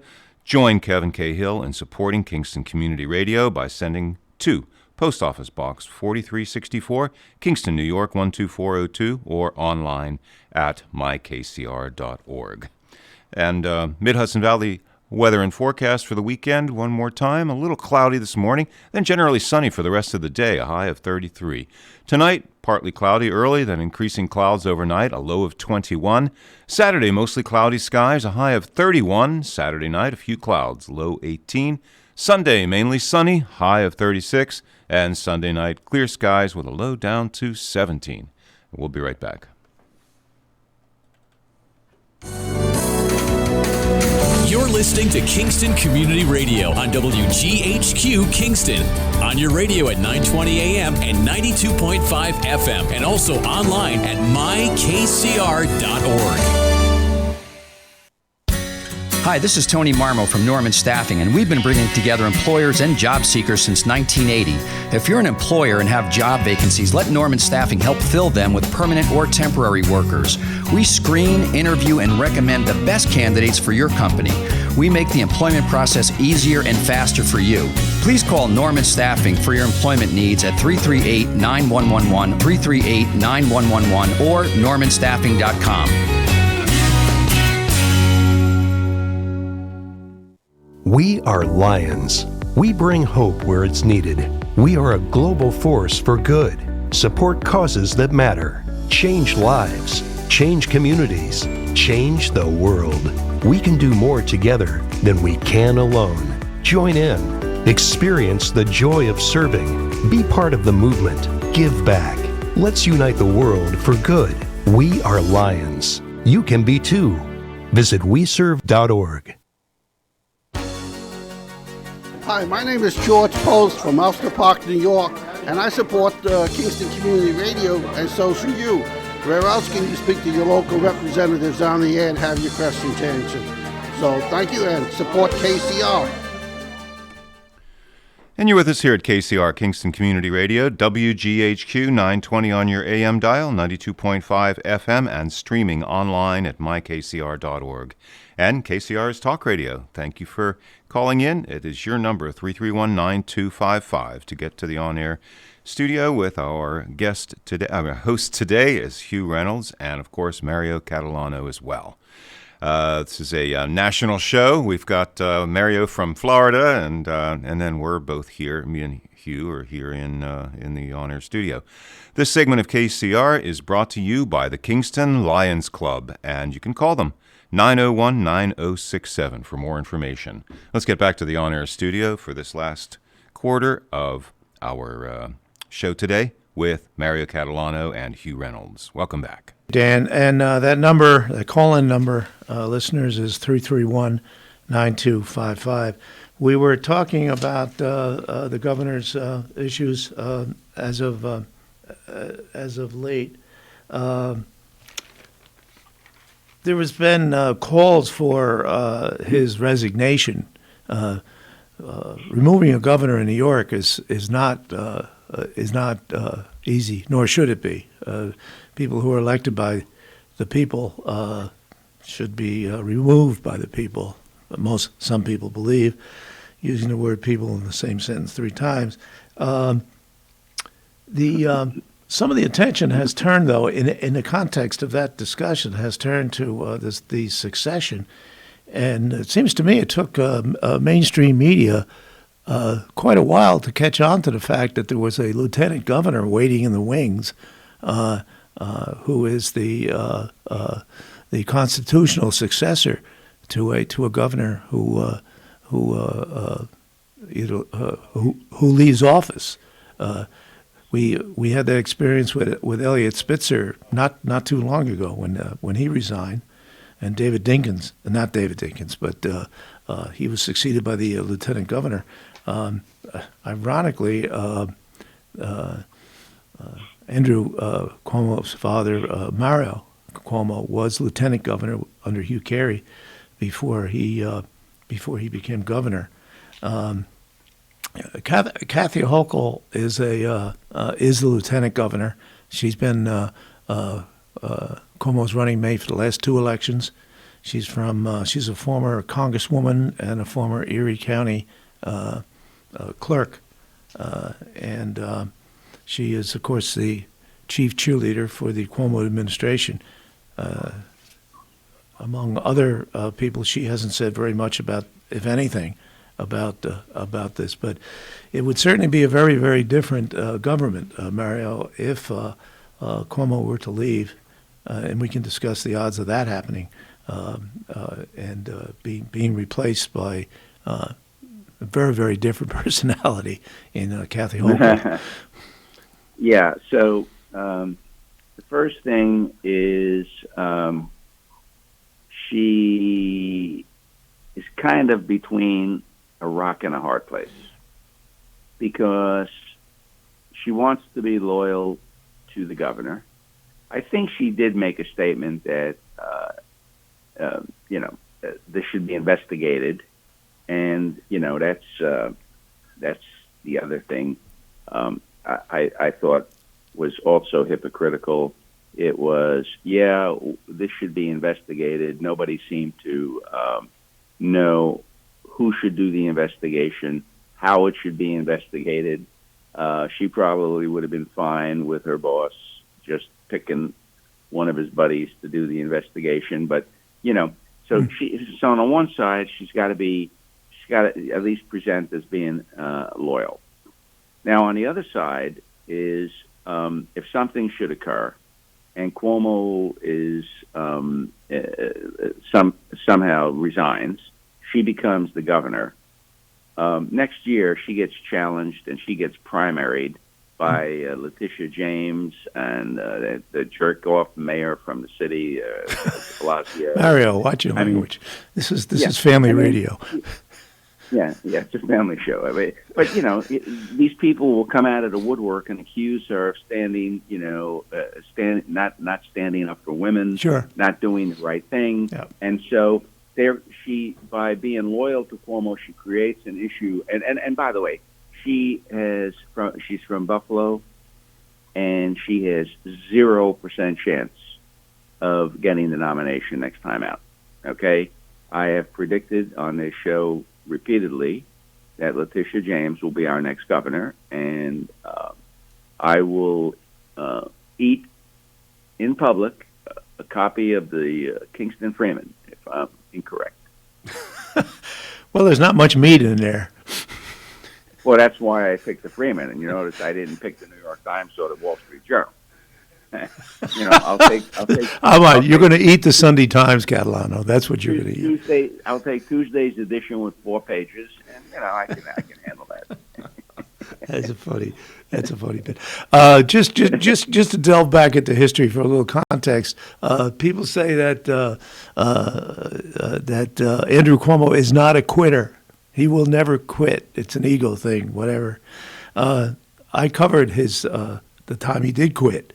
He was running in a primary against Carl McCall, I believe, in 2002, and he was trailing badly in the polls going into mid-October, and he suspended his campaign.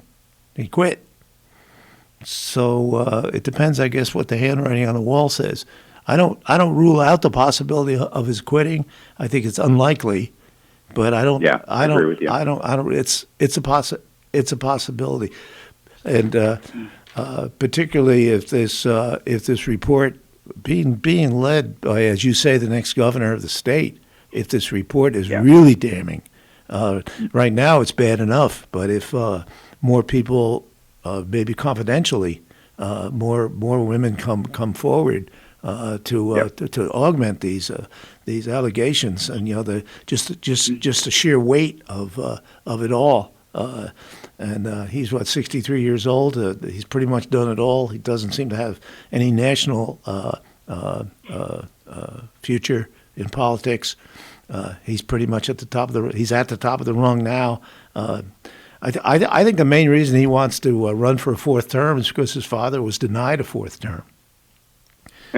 And I think that's rapidly escaping his his radar. Yeah, maybe that's not such a rationale anymore.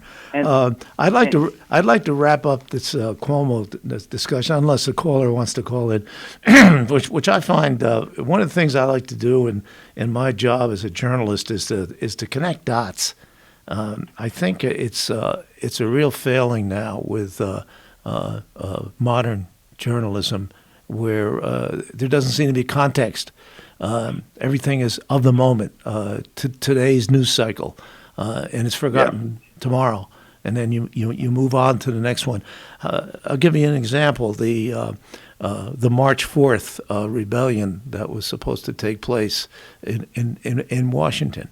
Now, somebody who actually went to high school dredged up the fact that presidents used to be inaugurated on March 4th.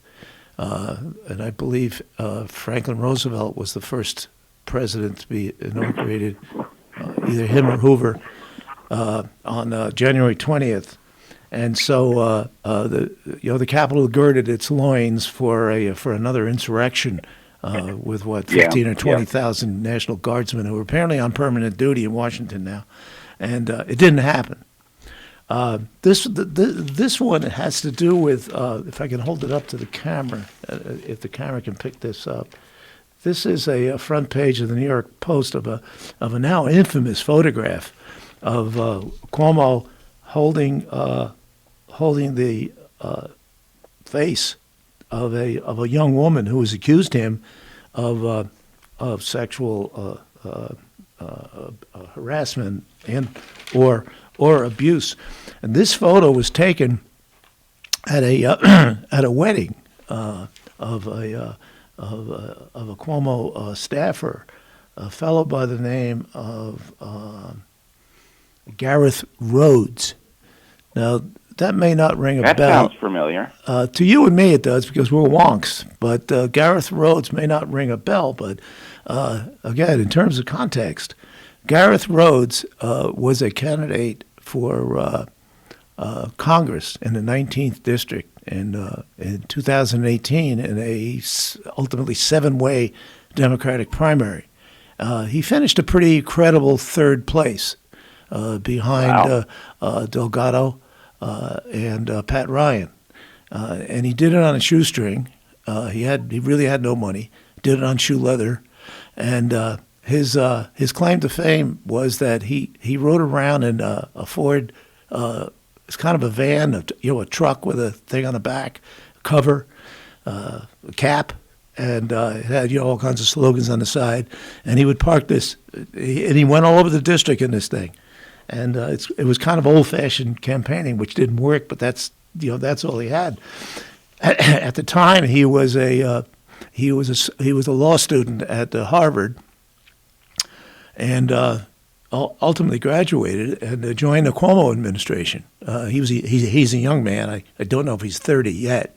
He was in his late 20s, as I recall. He's a young man, a real rising star in the Democratic Party, and he gets a job in the finance department, financial services department, in the Cuomo administration, and then subsequently is appointed to Cuomo's COVID task force, and I hope he wasn't in charge of counting nursing home deaths. No, apparently not. But he was at the table. I would see him on Cuomo's daily broadcast. He'd be sitting off to the left. Naturally, only Cuomo participated. Occasionally, they'd ask Dr. Zucker a question, but that was his job. Well, this picture was taken at his wedding. Now, we don't know who took the picture. I mean, everybody's got a cell phone, so it's not a very good picture, but it's worth at least 1,000 words. And shortly after this picture was published in the front page of that was on March.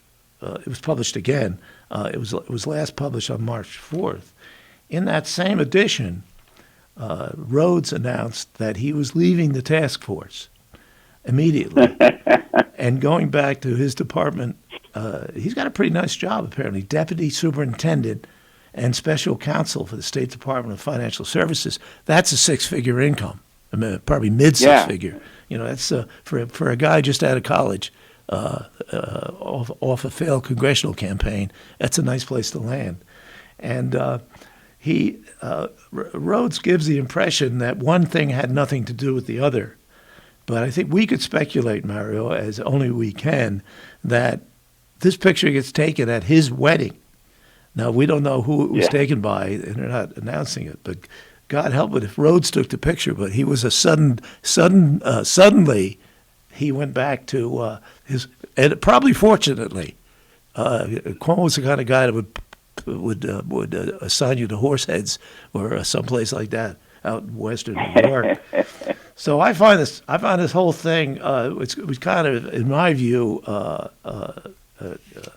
emphasizes the kind of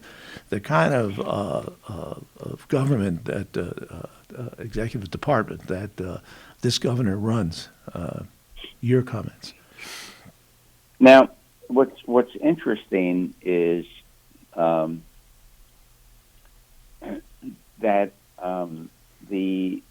his secretary, who essentially blew up this whole nursing home thing, is still there.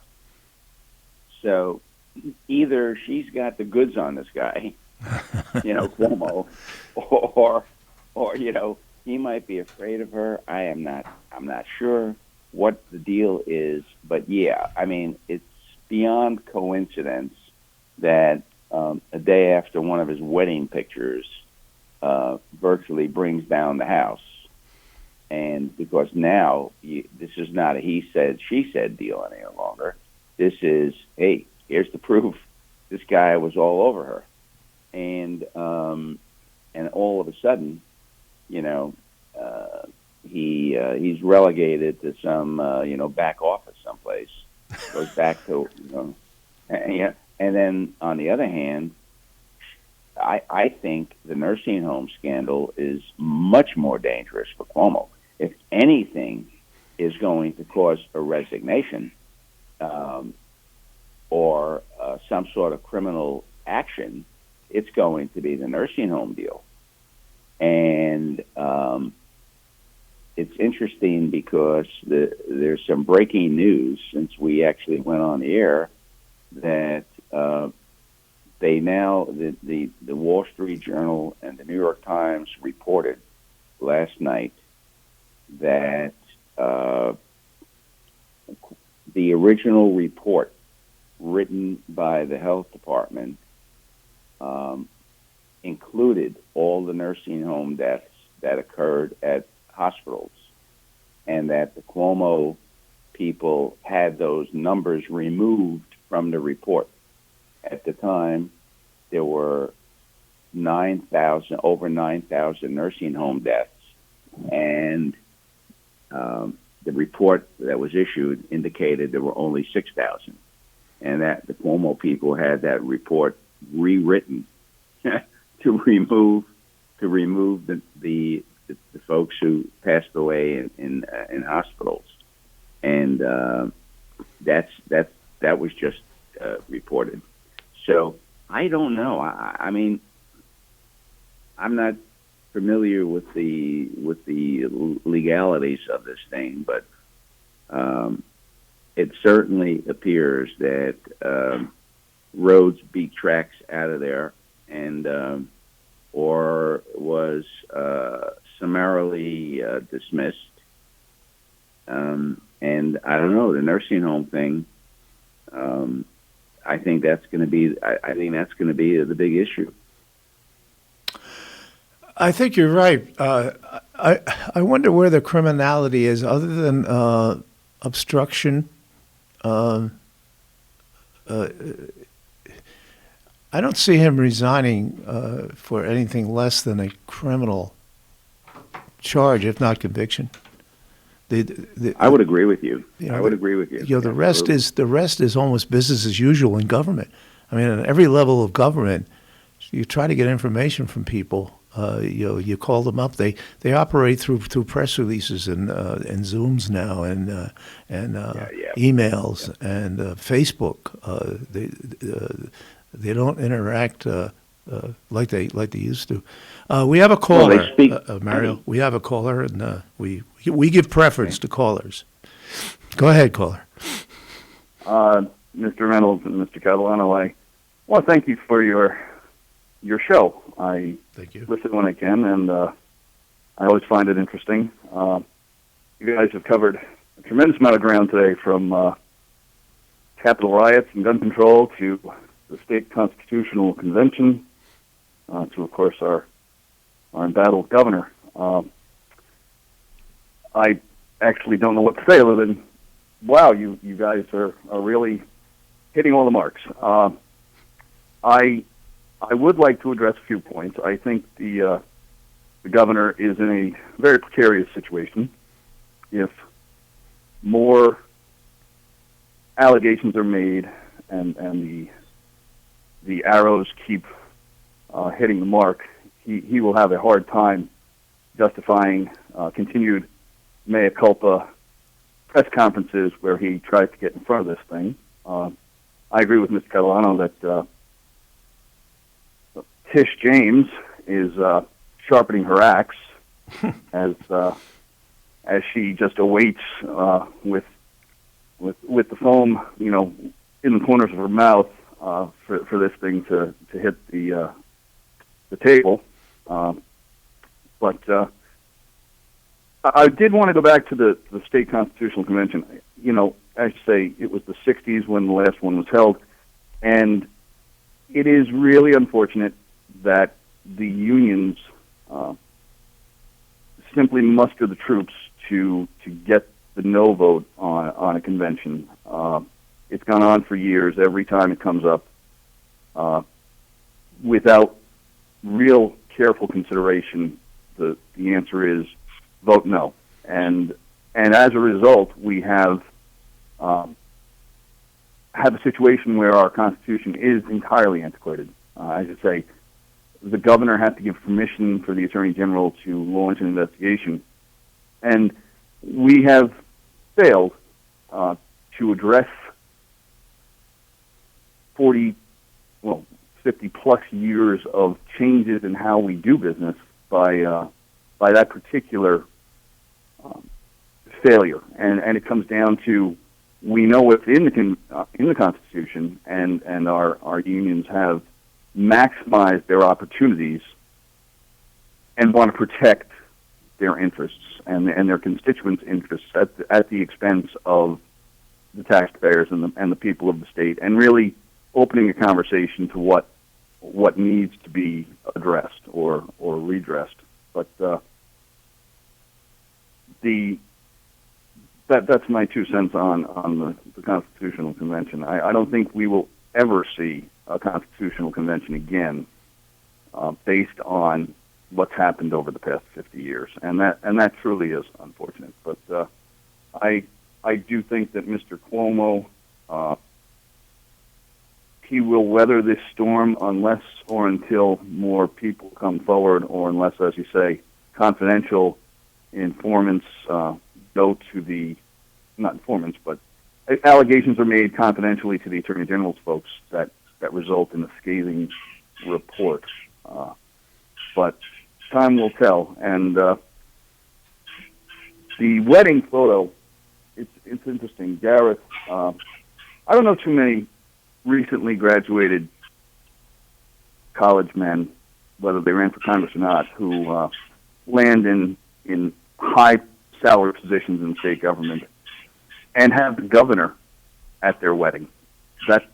That does speak to a bit of intrigue that certainly bears fleshing out. That's a good point. Yeah, actually, a law school graduate caller. Well, in any event, Yeah. Having gone to law school a year out, I didn't see the governor or anyone above the rank of corporal at my own affair. So it is a curious, if not sticky wicket that came to pass at the nuptials. Maybe he told them there were going to be a lot of good-looking young women there. That's very possible. Certainly, There usually are at weddings. But to Cuomo's real head-shaking moment, when he threw his own father under the bus. I understand Italians like to kiss and hug and all that, and I get it, Mario. We're much more demure in our interactions. I don't think I've hugged my father in 30 years. But that being said, when he threw his own father under the bus at the last press conference, it was genuinely a sad moment in the Cuomo legacy. Okay. We have 2 minutes. All right. Thank you, caller. Enjoy your day, gentlemen, and I look forward to hearing from you again. Thank you for calling. Mario, we got 2 minutes. Wrap it up. Or not. Well, I think the caller was correct. I like this perspective. I hadn't thought about the fact that Cuomo was even at the wedding. So there must be a connection there that we're not aware of, that no one's aware of. Governors don't routinely go to weddings or downline, employees and that type of thing. So, that was an interesting perspective that I hadn't thought about.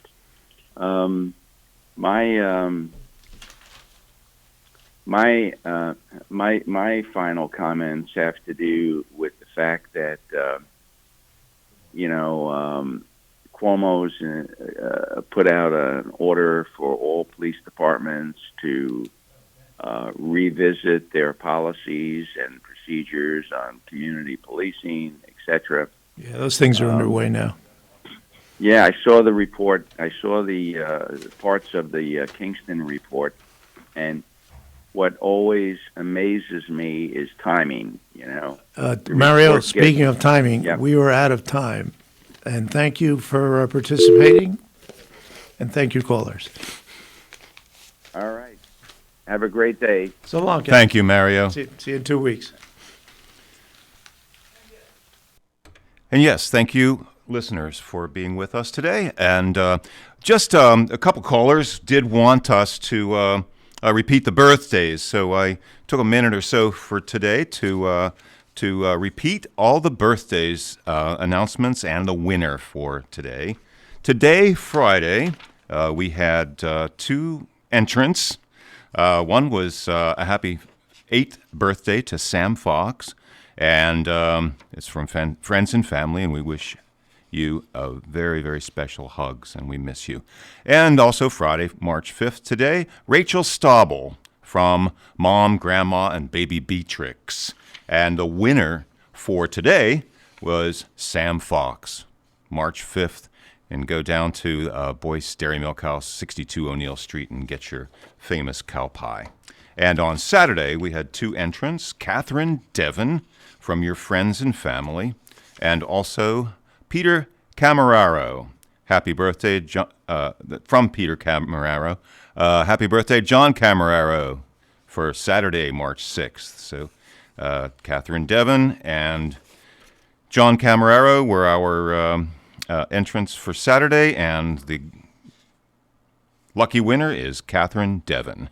And go down to Boyce Dairy Milk House and get your famous cow pie for Saturday, March 6th. And we thank you for being with us today. AM 920, 92.5 FM, WGHQ, and our live streaming on mykcr.org. Kingston Community Radio is talk radio at its best. Inspired discussions of, by, and for the community. This last portion of Kingston Community Radio was brought to you by Kingston Lions Club, serving the Kingston-Ulster County area since 1941. And you can call them at 901-9067. And until Monday morning, we wish you every success in growing and developing Kingston and all our neighboring communities. We now return you to Real Country Radio. Cinch my saddle up and find me another way.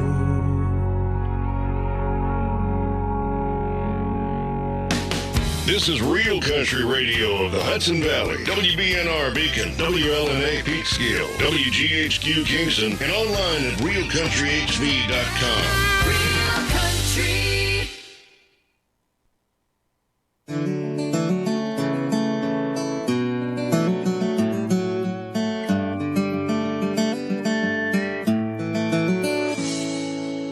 I've got some big news. The bank finally came through, and I'm holding the keys to a brand new Chevrolet. Have you been outside? It sure is a nice night. How about a little test drive down by the lake? There's a place I know about where the dirt road runs out. We can try out the four-wheel drive. Come on now, what do you say? Girl, I can hardly wait to get a little mud on the tires. 'Cause it's a good night to be out there soaking up the moonlight. Stake out a little piece of shoreline. I've got the perfect place in mind. It's in the middle of nowhere. Only one way to get there. You gotta get a little mud on the tires.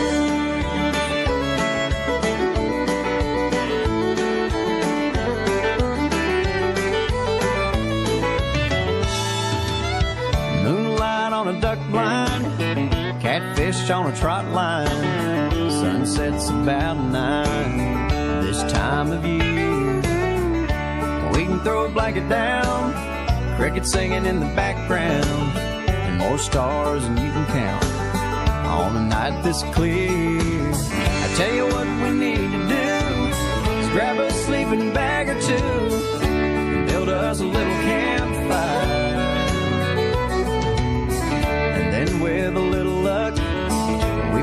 just get stuck. Let's get a little mud on the tires.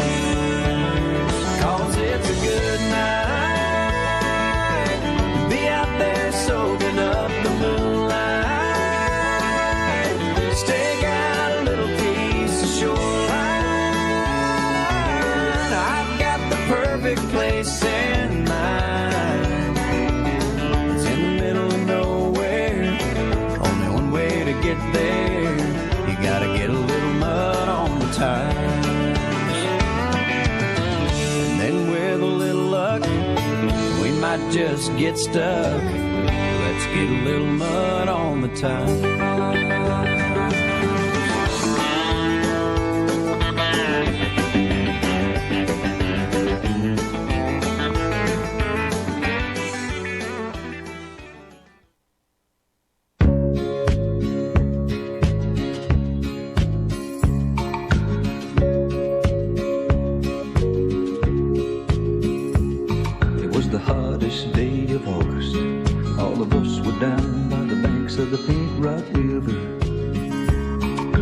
Next in line to be baptized at the innocent age of 10.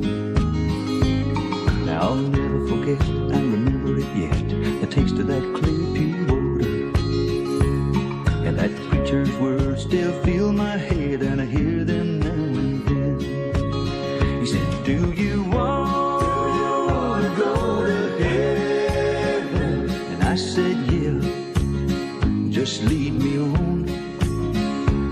Take my hand, can you feel that feeling? And I said, yeah, just lead me on. It was the hottest night of summer, and my final high school dance was just about over. I was old enough for the taste of love when boys turned into men. I'll never forget, I remember it yet, the taste of that clear, pure water. But the preacher's words I barely heard as sweet Bonnie Lou gave in. She said, do you want